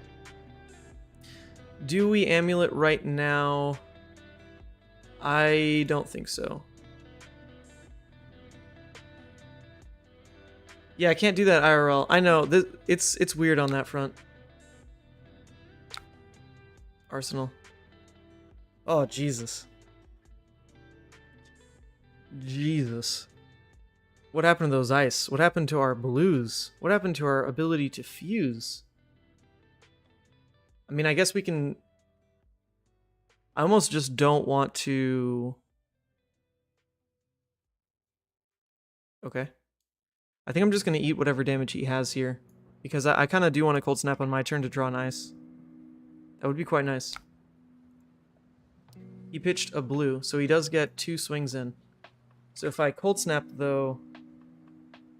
then he only gets 1 swing in. Ah. That is rough. I need this to draw a blue anyway.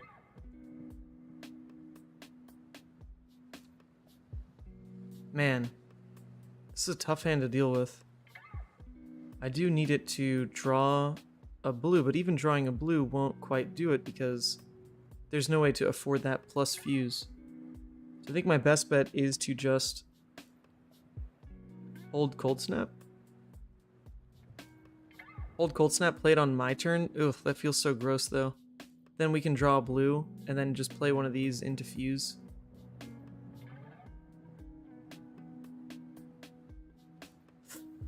Ooh, that's tough. That's tough. That's tough. Can't do that, play IRL. Yeah, go face, it's honest. Okay, well, we're past that. Shoot. This is such a... He gets... I don't think it can be right. I'm gonna leak another 3 damage, but I think I need to go for the draw. Yeah, I'm gonna gamble on actually drawing the card I need, which means I can block then. Because no matter what, I can't use all 3 of these reds. Ideally, it's going to be draw a card, 2 float. That new card is a blue ice, and then I play one of these, pitching one of the reds. So I can go ahead and block with this. It's a little rough. I would have liked these reds to be spaced out, draw-wise.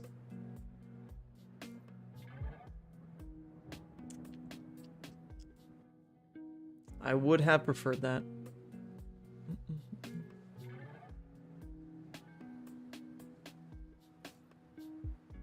can pitch 2 ice to play Cold Snap and Aether Vein. I mean, yeah. That's also an option if we don't want to get the fuse off. No matter what, like, we're really hoping this Cold Snap draws me a blue, though.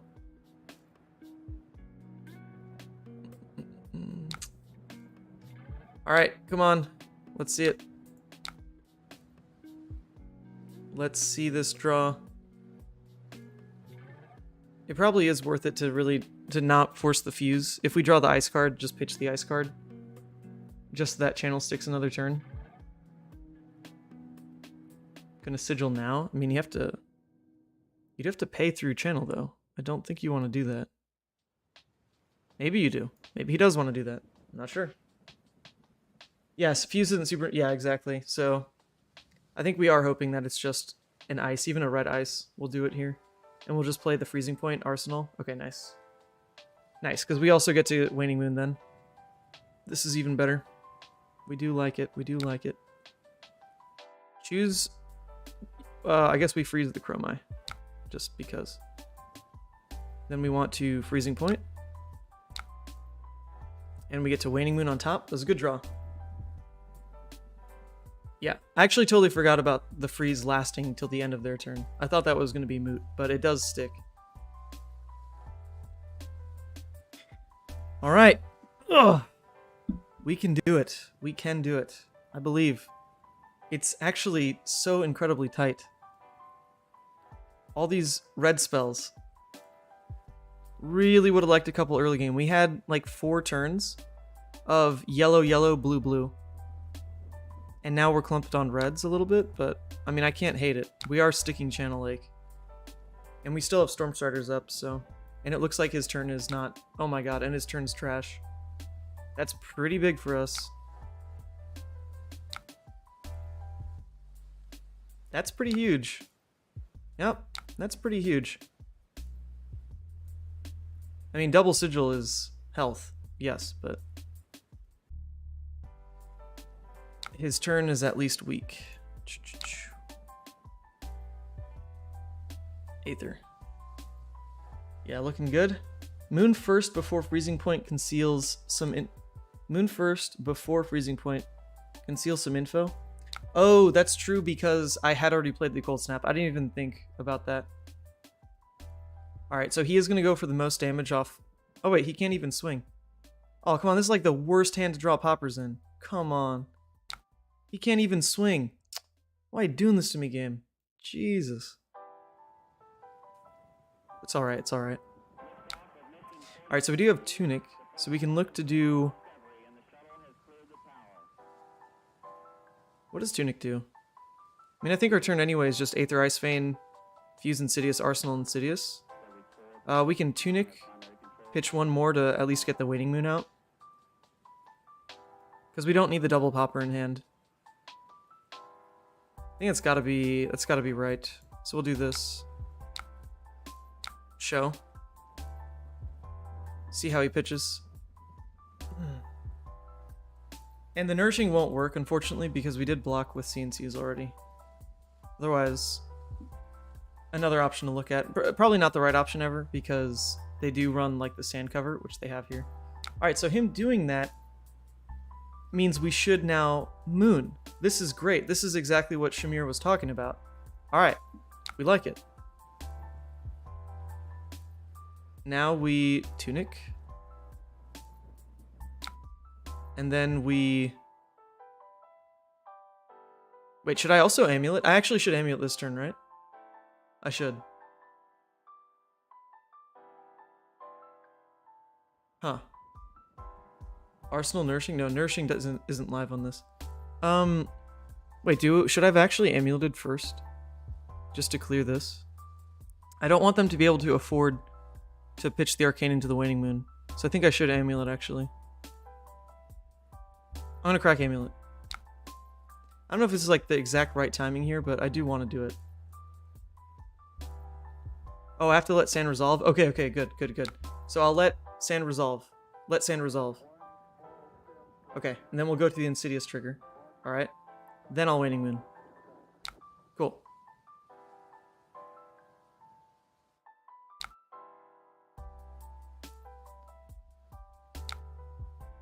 Okay.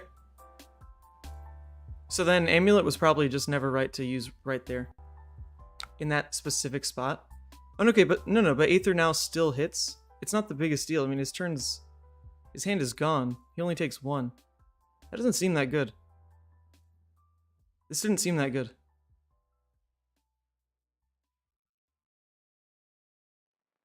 Because he still soaked the AB, so this only deals 1. Let Insidious resolve. Yeah, so now we'll be honest about it now. This really should have gone face. So he only takes 1, though. That is mighty sad. Sheesh, all that. All that for 1 damage. Crazy. Okay, we clear his dragon. Oh god, but that's right, he still has the Dromai.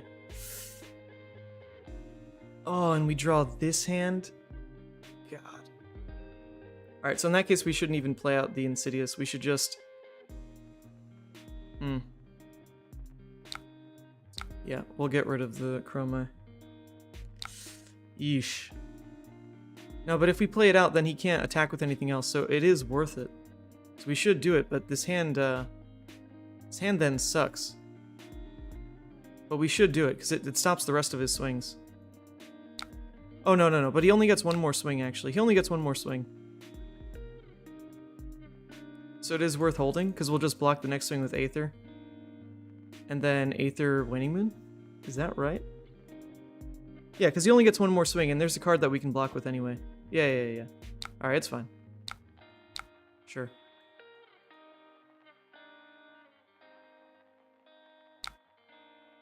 Yeah. I forgot. Not everything has go again. Dromai is just going to let 1 more swing, and that's what happened. Sheesh! Alright, we also know that we have no more poppers, because we clumped them on that turn, so... CNCs are gone, the Nourishing's at the bottom of the deck, and our Insidious doesn't kill their board. Or, like, it doesn't kill anything, so... I'm a little worried, not gonna lie. A little worried. Little worried. Yes, this will go at your face. Pitches a blue. Pitches a blue. Alright, so Waning Moon, like, literally does nothing. That's nice to know.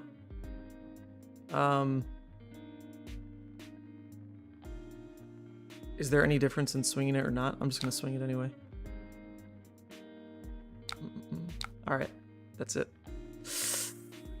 This feels really scary. This feels really scary. Not having a kill spell in Arsenal, not having any poppers I can rip off the top, means this board is gonna start to eat me. Could be a Tempo Striders. Maybe. We don't have the Tunic play up to deal 7 on ours. Alright, I mean, we would like to respond here no matter what.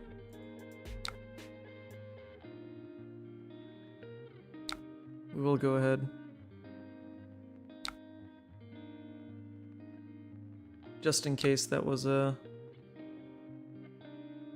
No, I guess in theory I should have waited, because if he tried to play like a Dromai or something, then I can just end his turn. Would he do that though? I'm not sure.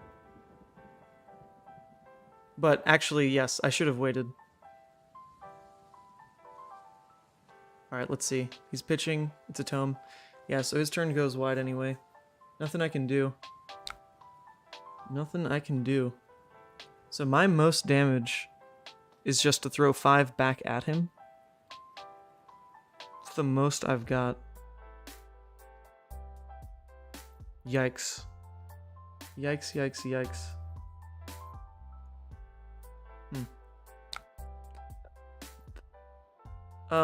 I guess if I Striders the Ice Bolt, then he can't swing with anything else. And I know I deal 4. So that could be a way to do it. Arsenal Freezing Point. That could be a way to do it. Just because it saves me 1, 2, 3, 4, 5, 6, 7, 8. It saves me 8 life to do it. I think that's gotta be it. Man, this doesn't feel good at all, though. It really does not. Oh, oops. Wait, that's not how it works. We'll say no blocks. Alright, now we'll do this. Slam him with the ice bolt.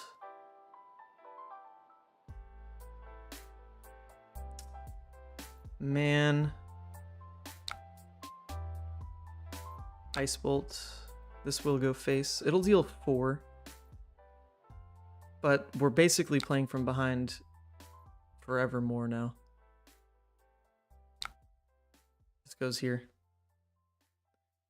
I mean, if we don't Striders, we eat 11 damage. Whereas the one Frostbite stops his turn. We can't really afford to eat 11 damage. That has an endurance counter? I didn't shoot at him. I shot him at face. Oh, wait, that's true. I'm assuming... Oh, that's so bad. Oh, shoot. I was assuming, for whatever reason, that just always goes into paying for AB. Oh, that's so wrong. Alright. Game's over. That's right, that's right. In my head, this is just always paying for AB, but that's just not true. Yeah. It's over. It is over. I think we were going to lose that anyway, though, from then on out. Rough. Rough. Yeah, the floating resource, just totally spaced.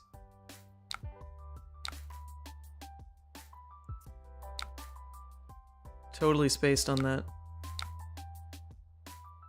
Whee!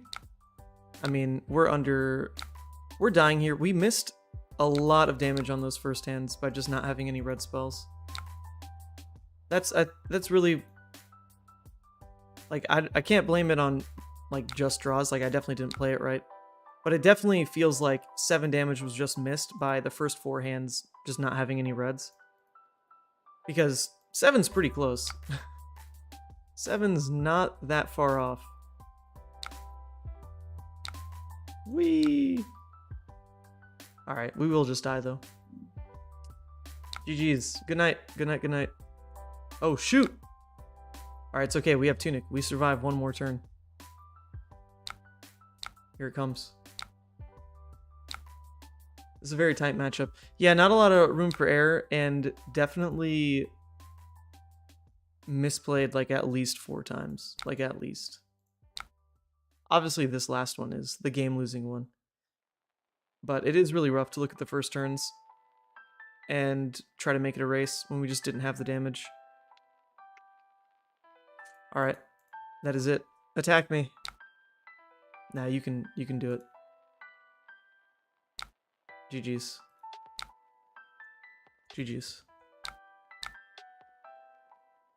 Alright. That is 1-2. Alright, we're not giving up though. It's all about learning. Not giving up. See you, Shamir. Good night, brother. Gonna have a shower before some coaching. Let me know if you want me on sometime. Although, really, Brian's your guy. Thanks for streaming. Have a good one. Awesome. Hey, well, thanks for tuning in, as always. Hope the coaching goes well. Are you the coach, or are you the receiver of the coaching? The coachee? Bye. Wonderful. This will be nice. I do want to see what, like, a full aggro matchup is like. Alright, so let's see. Into Phi. We're taking out 1 Sync. The Sigils. The Nourishing. Interesting. So we'll actually play the CNCs to disrupt them. That makes sense. Oh, he left. Freezing Points. Makes sense. They're a little too slow. Oasis also a little awkward. I imagine most of the time you want to just play out, you know, everything that gets your Frostbite and Moon off. Oasis fits some of that, though, but, you know, it would have to draw pretty much exactly with Hypothermia or Frosting. Frosting's probably too low value in Arsenal anyway. In this. It would line up with Brain Freeze, though. Huh. I don't know, I don't hate it. Oasis does kind of line up with a couple things. The Hypothermia as well. The Hypothermia, Brain Freeze, Amulets. I don't know. I could see like 2 Oasis over the sink, maybe. Maybe. All right, Bravo. All right, let's see the Bravo matchup. This is different. Hello. Hi. All right, against Bravo, took out CNC. Makes sense. Took out the Blizzards. The Red Ice. No E-Pot. Okay, so I guess you go for a bit of a tempo game plan. I mean, you assume the Bravo is aggressive, for sure. You definitely do have to assume that. But it's interesting we don't run at least one E-Pot to try to set up the Frostex kill. I don't know, because like, what if it's just Sledge 5AB Bravo? Or 4AB Bravo. Sometimes they do that. Alright. We're not going to tinker. We'll just start.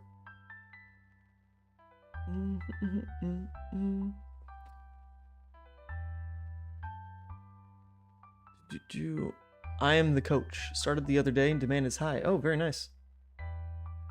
I go OTK with Hexes. Coronet Peak is so good into the Bravo. Alright, that's good to know. We will hold cards for this. It hadn't really done much in the previous games, but now we know. Oh, baby, yes. Pay into your Dominate as we sit on Oasis. Go for it, brother. Alright, nice. So I guess we prefer to play the Insidious on our turn. So we'll pitch the Ice Eternal to the Oasis.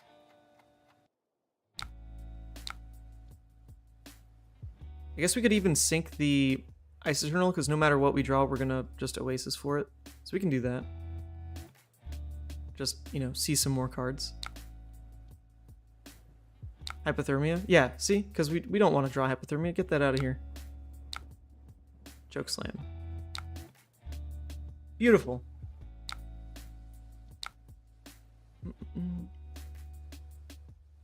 Sledge 5AB is the bane of your existence. What's up, Andrew? Alright, well, with this kind of hand, I think we just put the Insidious in Arsenal rather than play it out. Because otherwise we would be out of our, we'd be out of, like, a really good Arsenal target. So we'll just go for 6 damage, I guess. Into Arsenal Insidious. That's gotta be more right.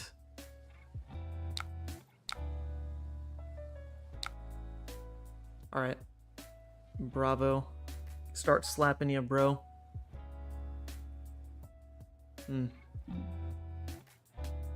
Maybe even kicking off the game with Coronet was worth it. Just immediately put him on 4. Don't know.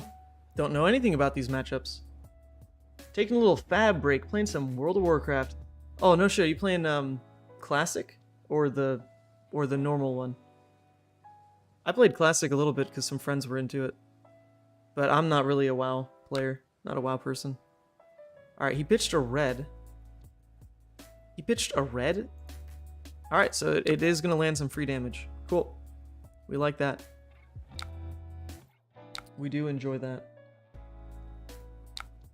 Arsenal. Alright. So I think ideally we just kind of keep looping. We're going to play Insidious. If his turn is only Hammer, there's no way it's only Hammer. Come on, dude. Okay, we just don't care about this. We really shouldn't care about this, I think. Because now we're just going to play out the Insidious. We won't necessarily Moon. I kind of want to. But if he does pummel, then I guess we don't...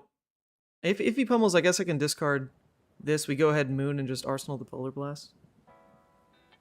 Polar Blast doesn't feel great, but, you know, it's at least a Moon and cycle. So we'll see if he pummels. If he does, we lose our 6 damage hand. If he doesn't, then it's fine.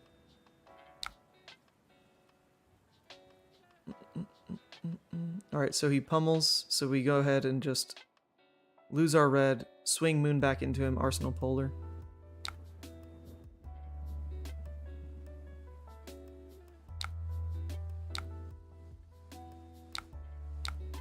We land 3 free damage, but we took a lot.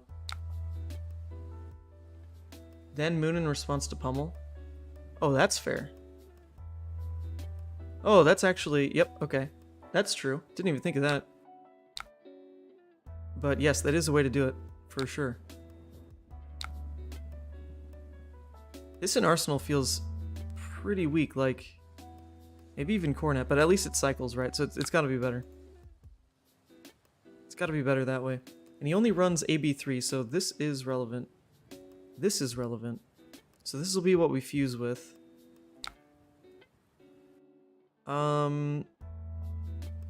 Yeah, I guess we go ahead, do this. See what we draw.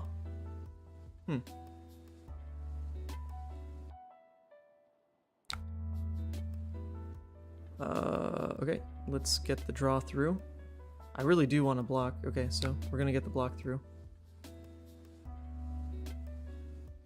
Does it matter if I Waning Moon now? Nah, we'll just add it to the stack. Whatever.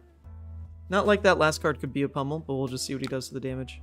Alright, he pitched into it, so he's choosing Arsenal, or he's choosing to pitch the pummel out rather than Arsenal it, so that's good for our next turn.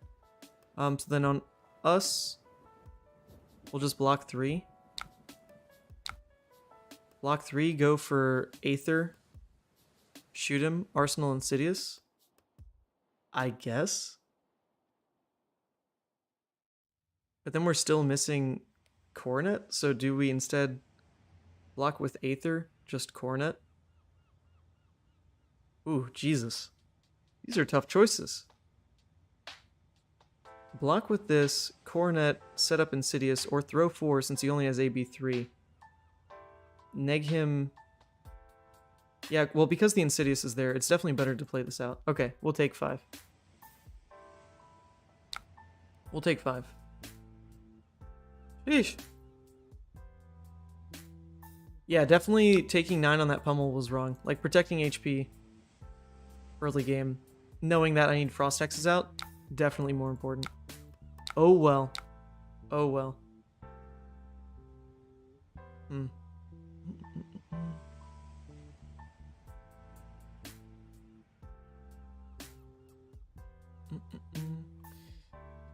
Alright, Shamir left, and so did everyone else watching. Man, everyone loves Shamir. I get it. He's a cool dude. He's a great player, too. Not top 50, unfortunately. Poor guy. Fell to 53rd. That's gotta hurt, actually. That's like so... That hurts so bad. So close to the free trip to Worlds. I really sacked my chance. I was 85 in limited elo. And then went 0-3 at Nats, and now I'm like nowhere near contention. It's horrible. I thought I was gonna do okay and fight for my top 50 spot, playing the Battle Hardened, climb again. But, nope. Never mind. Never mind on that front. Didn't happen. Celis. Oh, well, I mean, he's just going to pay right through the Insidious. That's for damn sure.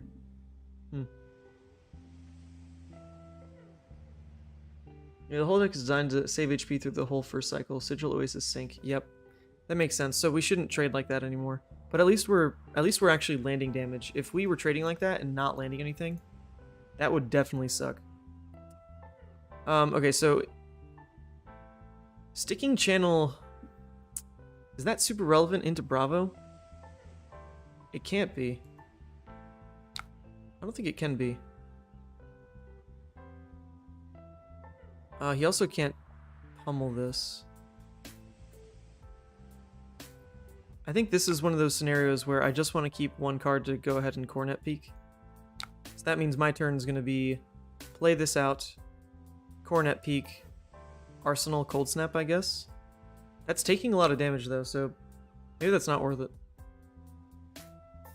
Maybe I just leave the Insidious in Arsenal and just block with these on his Anothos, and then Cornet with Cold Snap.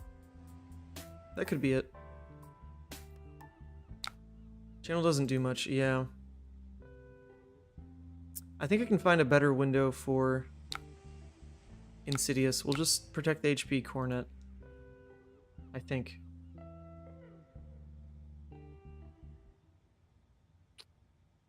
As compared to take 3 life to play out Insidious. It's just the Frostbite did absolutely nothing on this turn cycle. I think we can prioritize that better. I'm gonna do it this way. Block 6 and peek. Yep. Alright, cool. We're learning. Peek.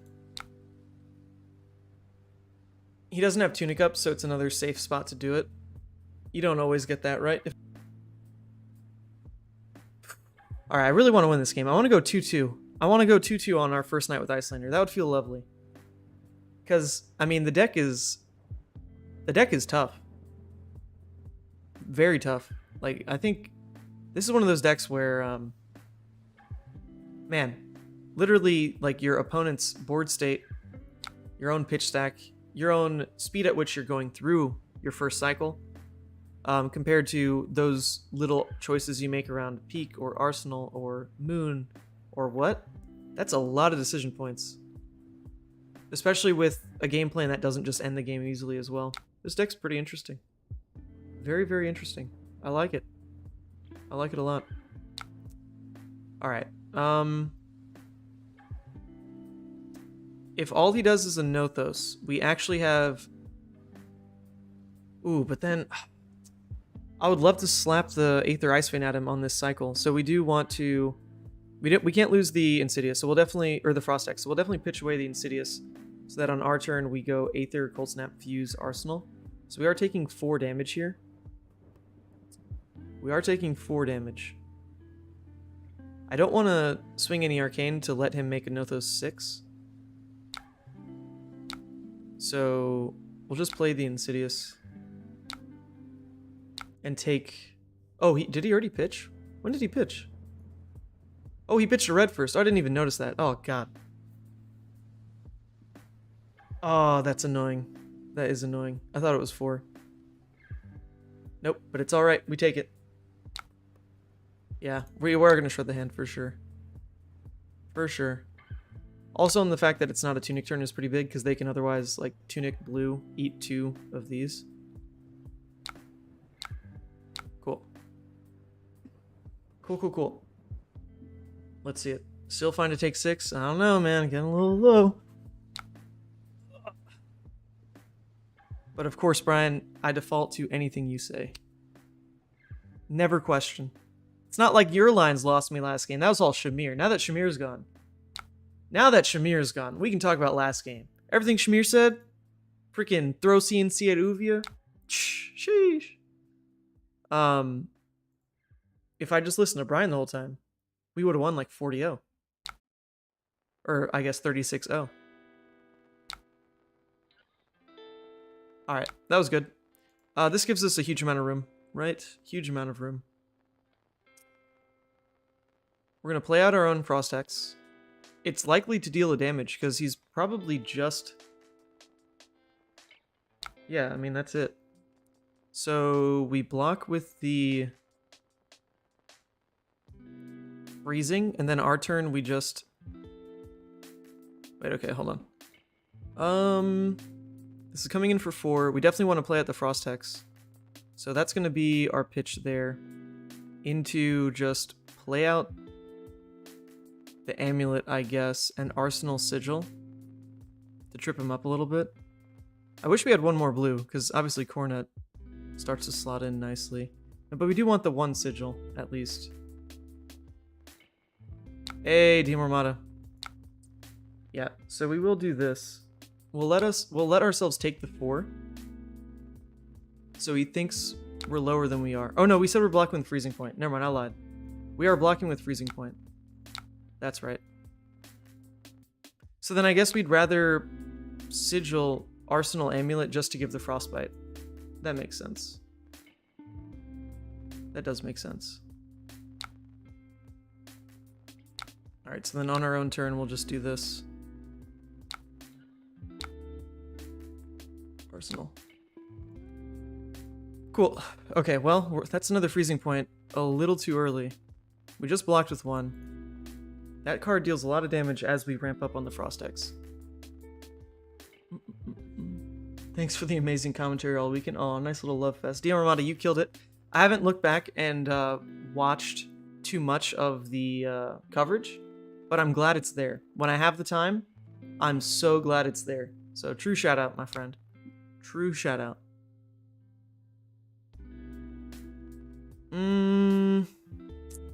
Man, none of these cards in Arsenal feel too amazing. I don't feel too amazing, so we might just leave the amulet in Arsenal. Block with all of this. We don't even want a Coronet, because they have Tunic up. That feels wrong.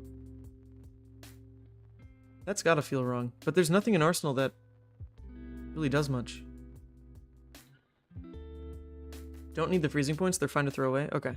So then I think we just full block this turn. It's just not the most relevant hand.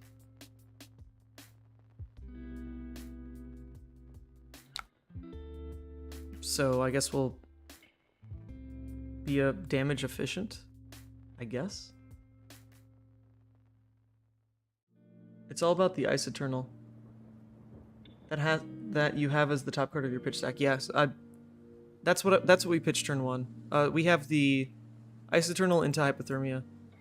So we at least know it's next to a blue, and then I think I pitched another. I haven't pitched a red, so it should be next to 3 blues. One of them definitely ice. I don't know. Do we? I think his next stack could be tall, right? So we'll leak 2 damage. I've been very down on freezing point lately. Probably gonna cut it soon. Wow. Really? This card can go so tall. But, alright, if y'all are saying so. Okay, good. This is why we did that. Alright, we didn't waste the HP, so we can quite literally protect 9. That feels really good. That is so good for us. Nice. They dealt 2 damage on that. I really want them to use their Tunic on something proactively so we can try to swing back into the Coronet game plan. What we don't want to do is draw like... okay, good.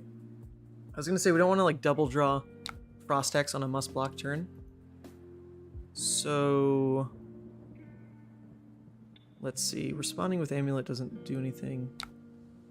It is 10 Dominate, so our choices are obviously super limited. So it's going to be blocked there for sure. Into ourselves just... I guess playing Amulet, pitching for Moon into play Amulet, Arsenal, Frost Hex. Could be what we go for in that case. If we're going to go ahead and pay for Moon, then we could block with Ironhide. I think we'll go ahead and do it now. He hasn't shown us any crippling, so this does feel wrong, actually. I don't think we should do that. Definitely gonna block like this. Yeah, we're not gonna use the Ironhide. It can't be right. Taking 7 down to 9. Alright. Okay, and then we'll go ahead and play this. And then we'll Waning Moon. Pitch this. Alright, we should really, like, be en route to end the game. We are en route. We have the double Frost Hex. He's at 23. We've only seen 1 Ice Eternal, so that's also coming up for us. And we're going to have double Amulet, double Frost Hex, double Insidious Chill. I think we're sitting pretty. I think. We just need to survive, like, 2 more. Ironside block is good. That was my bad then. That was my bad. I don't know. I was questioning, like, if he cripplings or something. Alright. Well, this isn't great. This is not great. At least we have block with freezing, play Frost Hex, Waning Moon, Sigil as an option here. So, I mean, that's always happening. It has Dominate anyway, so we do want to be card efficient. So we'll do this. We can go ahead, I guess, Waning Moon. Adding so many things to the stack. It doesn't matter. I don't think it matters. We're just going to do this.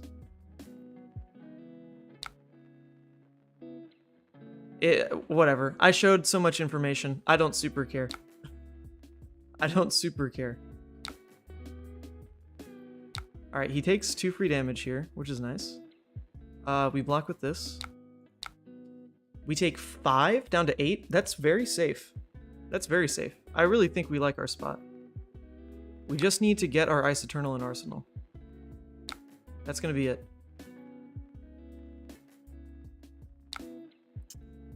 Alright. It's only turn 9 though. So we're not gonna see the Ice Eternal pitch stack, but we should see the other Ice Eternal naturally, because we've only seen the one so far. So it should be in this like next 4 hands or so. Sigil and Arsenal is better since it threatens a frostbite. Ah, it's super true. Whatever. I saw all the stacks, so I wanted to click them.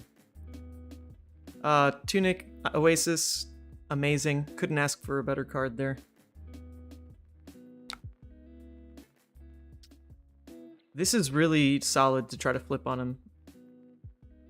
I kind of dig it.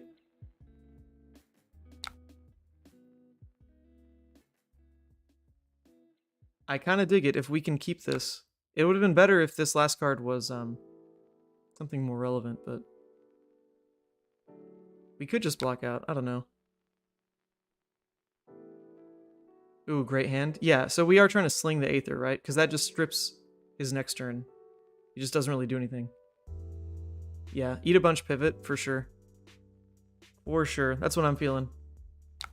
It does make me wish I blocked with the Ironhide to buy some HP. Definitely, definitely. Because I'm not necessarily going to have the end of turn. No. No, what? Oh my god, it doesn't have Go again. He pitched Zealous. Or he pitched Terror Sunder. Oh, that's ridiculous. I hope he didn't just misclick that and that was just like actually his best play. Because that would feel pretty bad. I do, okay. I hope. Oh man, buddy. Jesus. I hope that's really all you had. And you just couldn't even, like, you know, get a Nothos to 6. But you should be able to get a Nothos to 6. Just activate Bravo. That had to be a misclick. He didn't say anything in the chat. So maybe that's all he had, but that's kind of nuts. That is kind of nuts. We throw this at face. Holy shit. Wait, he Wait. He discarded... Where does it say? It doesn't say what he discarded. I swear he discarded a blue and a red, though. No? Or is it the... No, he discarded 2 choke slams. That's what it is. Here and here. Alright, he discarded 2 reds. This is so good. Yeah, we can just Winter's Bite in Arsenal. Oh, baby. Alright. Literally, our Ice Eternals, our last 2 Ice Eternals, are in the next 2 hands. Like, they just have to be. But it's kind of crazy. Because, we would have just won if we found one yet. So now it's just a game of protect the HP. Winter's Bite.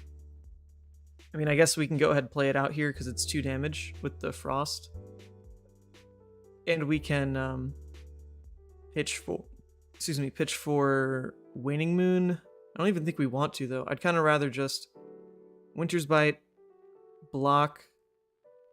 No, I guess we always do. We can't be card efficient otherwise. Yeah. So we can do this on our turn, though, for 6 damage. So we'll block like this, play out the Winter's Bite for 2 damage now. Play these, Arsenal, Frost Hex. That should be right. You saw only one more before the attack. Oh, shoot. Oh, oops, okay, Jesus Christ, I thought I missed the chance. Yeah, we'll get this out of here. It's 2 damage. And we can just cycle it out. I don't know, is even the Frost Hex that relevant? I almost would rather Waning Moon, right? Yeah, I don't need it. Yeah. We can just do this. It's free damage. It's crazy because he has held his Tunic for Crown ever since our, like, 2nd Crown. Like, we did our 1st Crown on his Tunic 1 or whatever it was, and then he's just refused. He's just refused to use Tunic other than that. Alright. Moon and Gauntlet IMO with the blue? Yeah, but it was only coming in for 4, so if we Gauntlet, we lose 1 resource, or we lose 1 block. Keeping Ice Bolt for Arsenal. Oh, I see, you're saying not even block with the real card. Put Ice Bolt in Arsenal. As a blue. Interesting. Yep. I can see it. I can see it. Going into Tunic 3. Full Moon. He goes ahead and finally uses Tunic. It's alright.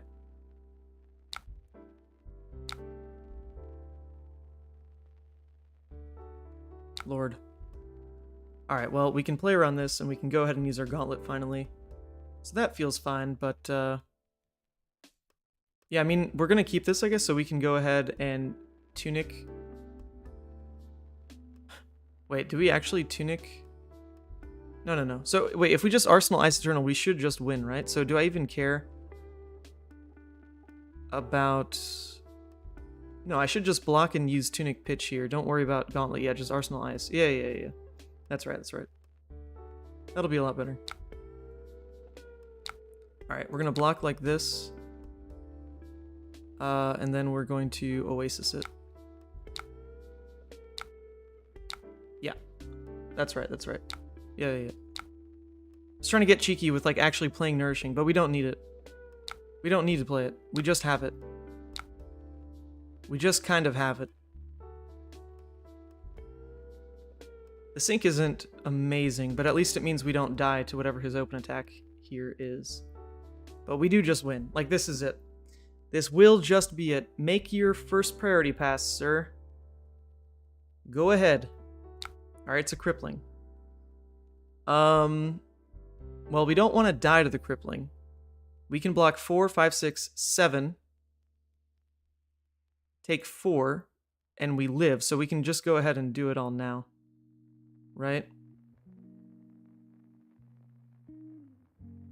Right. Okay, cool. We got it.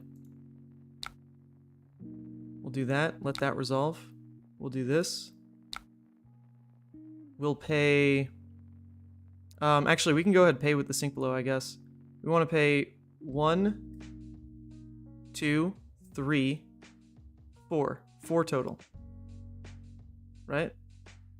Or does that mean we pay 8 total? That's what it means, right? We pay 8 total. Yeah, we're doing that. We're fusing. And then we just, like, don't want to die. Yeah, it's GG. Okay, cool. These don't matter anymore. We'll go ahead and throw all this. GG's, brother. Wait, it's not GG, though. Hold up a second. He only takes 8. Oh, wait. Oh, shoot. Oh, never mind. It actually deals damage itself. Oh, yeah. That's right. Sheesh. Okay, cool. We got it. Mother of God. It's like freaking out for a second. Hold up a second. This is 8 damage, but he took the damage here. Yeah. Okay. You need this ink to live? No. We were good. GG. Okay. Whew. That's going to be it for the night. We'll play like one Blitz game because we have the time. But for Iyslander, that will be it. We're 2-2. And to be fair, the first game, absolute punt versus Oldhim. Totally forgot that you need to actually have life to survive the last attack.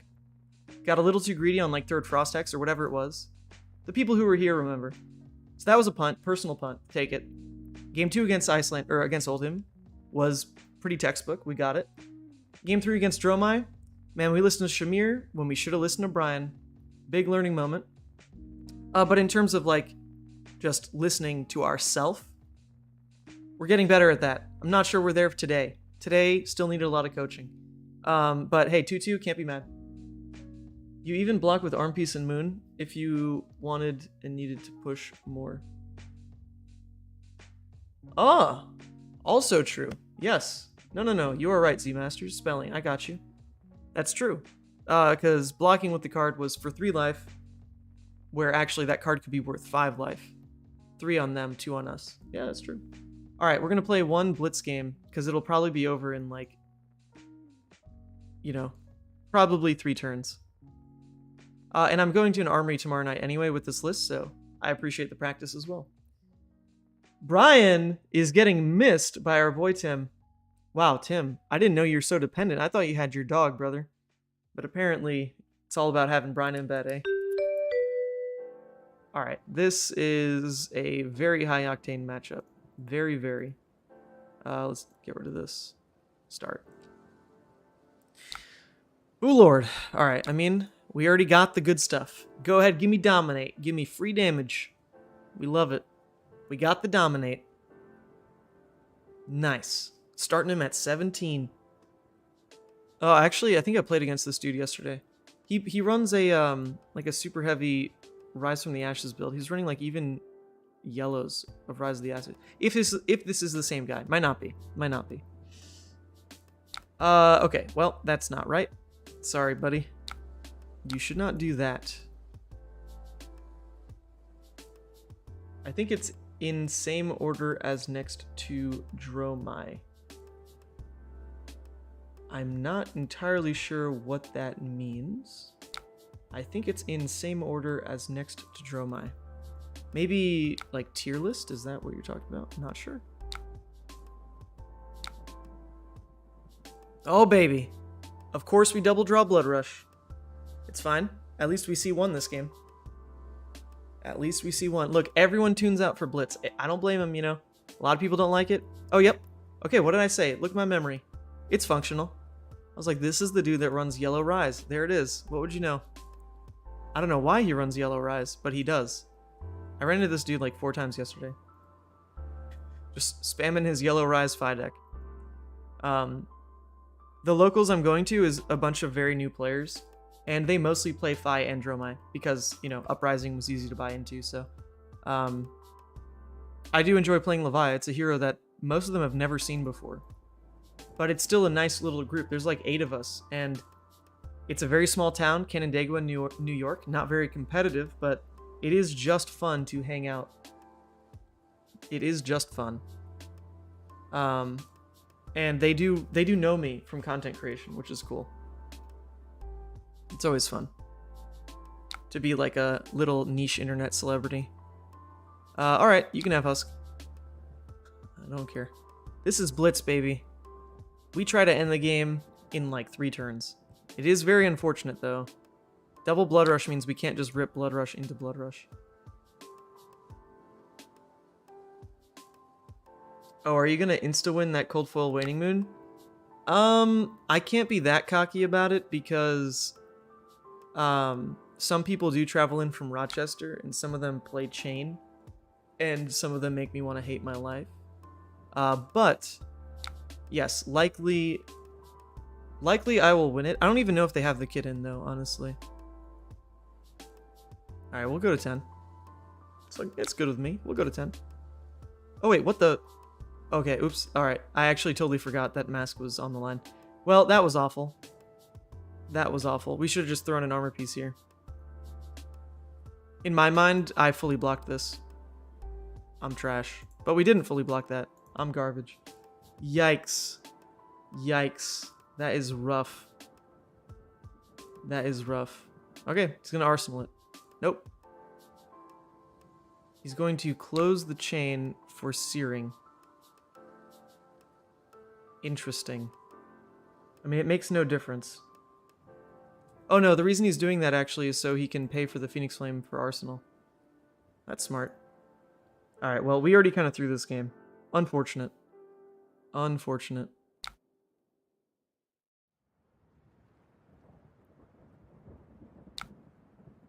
But it's okay. Oh, we lost our blue. That's not okay. It's a bad start. Bad start here.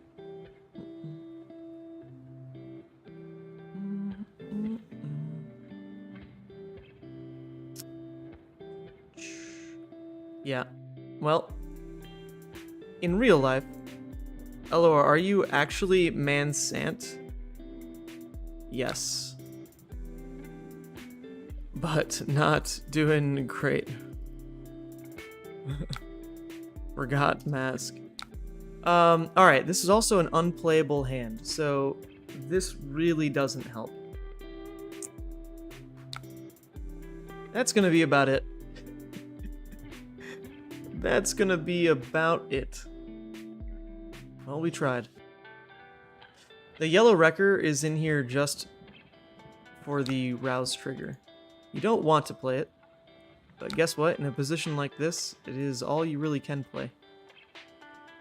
Yikes.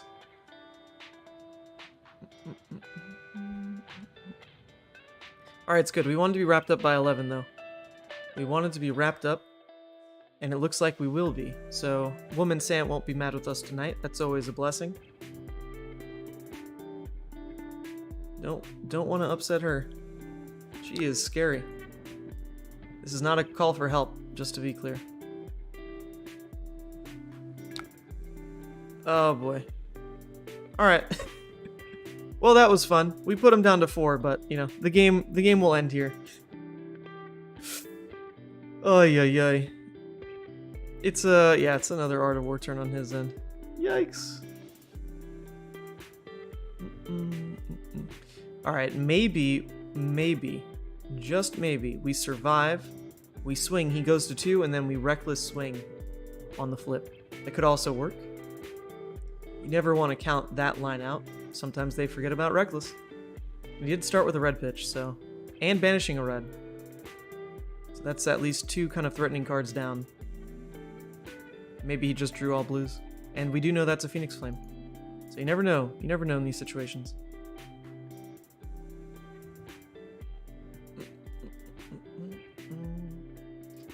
This is what I get for trying to play Levia in Blitz, though. She really is just...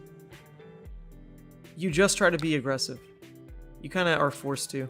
If you try to play cute with blocks, your Husk almost gets, like, no value.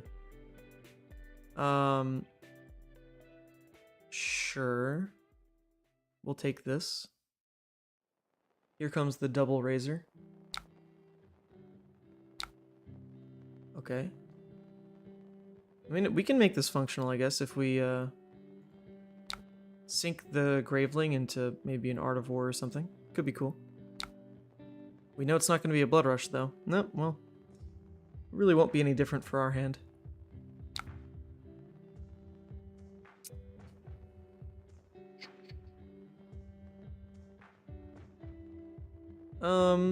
Well... Comes in for another 2. This is very terrifying, but at this point, you know, the most we want to do is, I guess, swing back 8. We can afford to take 1 more tick of Blood Debt. We don't love it, but if we go to 8, it's more likely he takes the hit, and then we can kill him with Reckless. So, that is what we have to do here. So we definitely don't want to block with Mark the Beast, so that'll be the hand we return. So we can go ahead and block like this.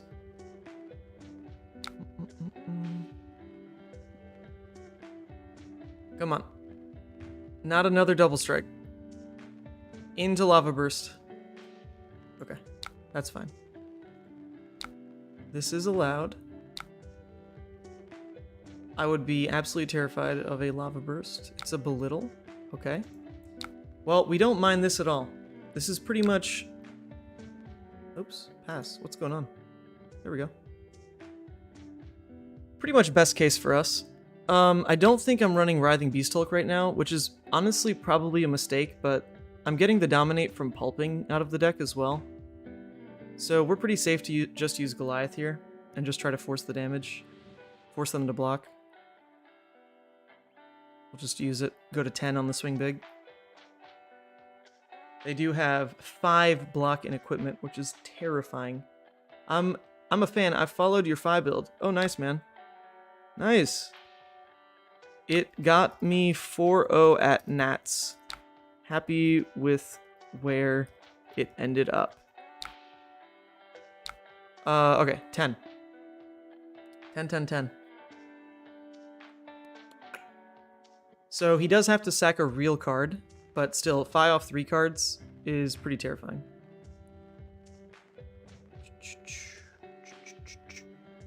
Alright, I mean, really, we can hope and pray. I think right now I'm running double Reckless. Hell yeah, baby.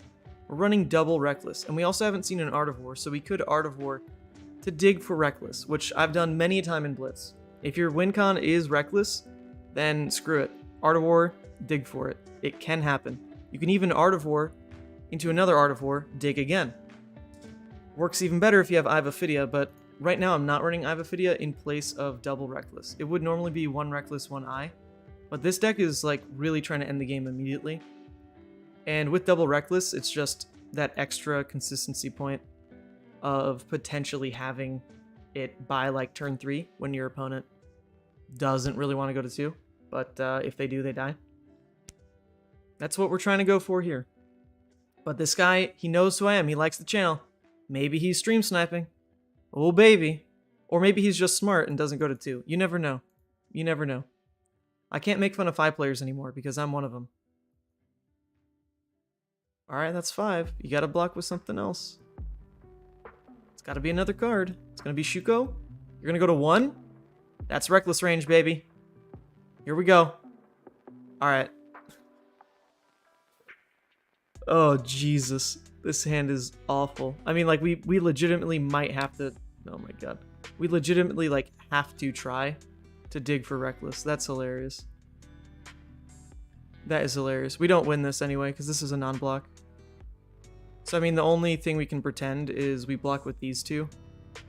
And then just wild ride. I mean, I guess we should...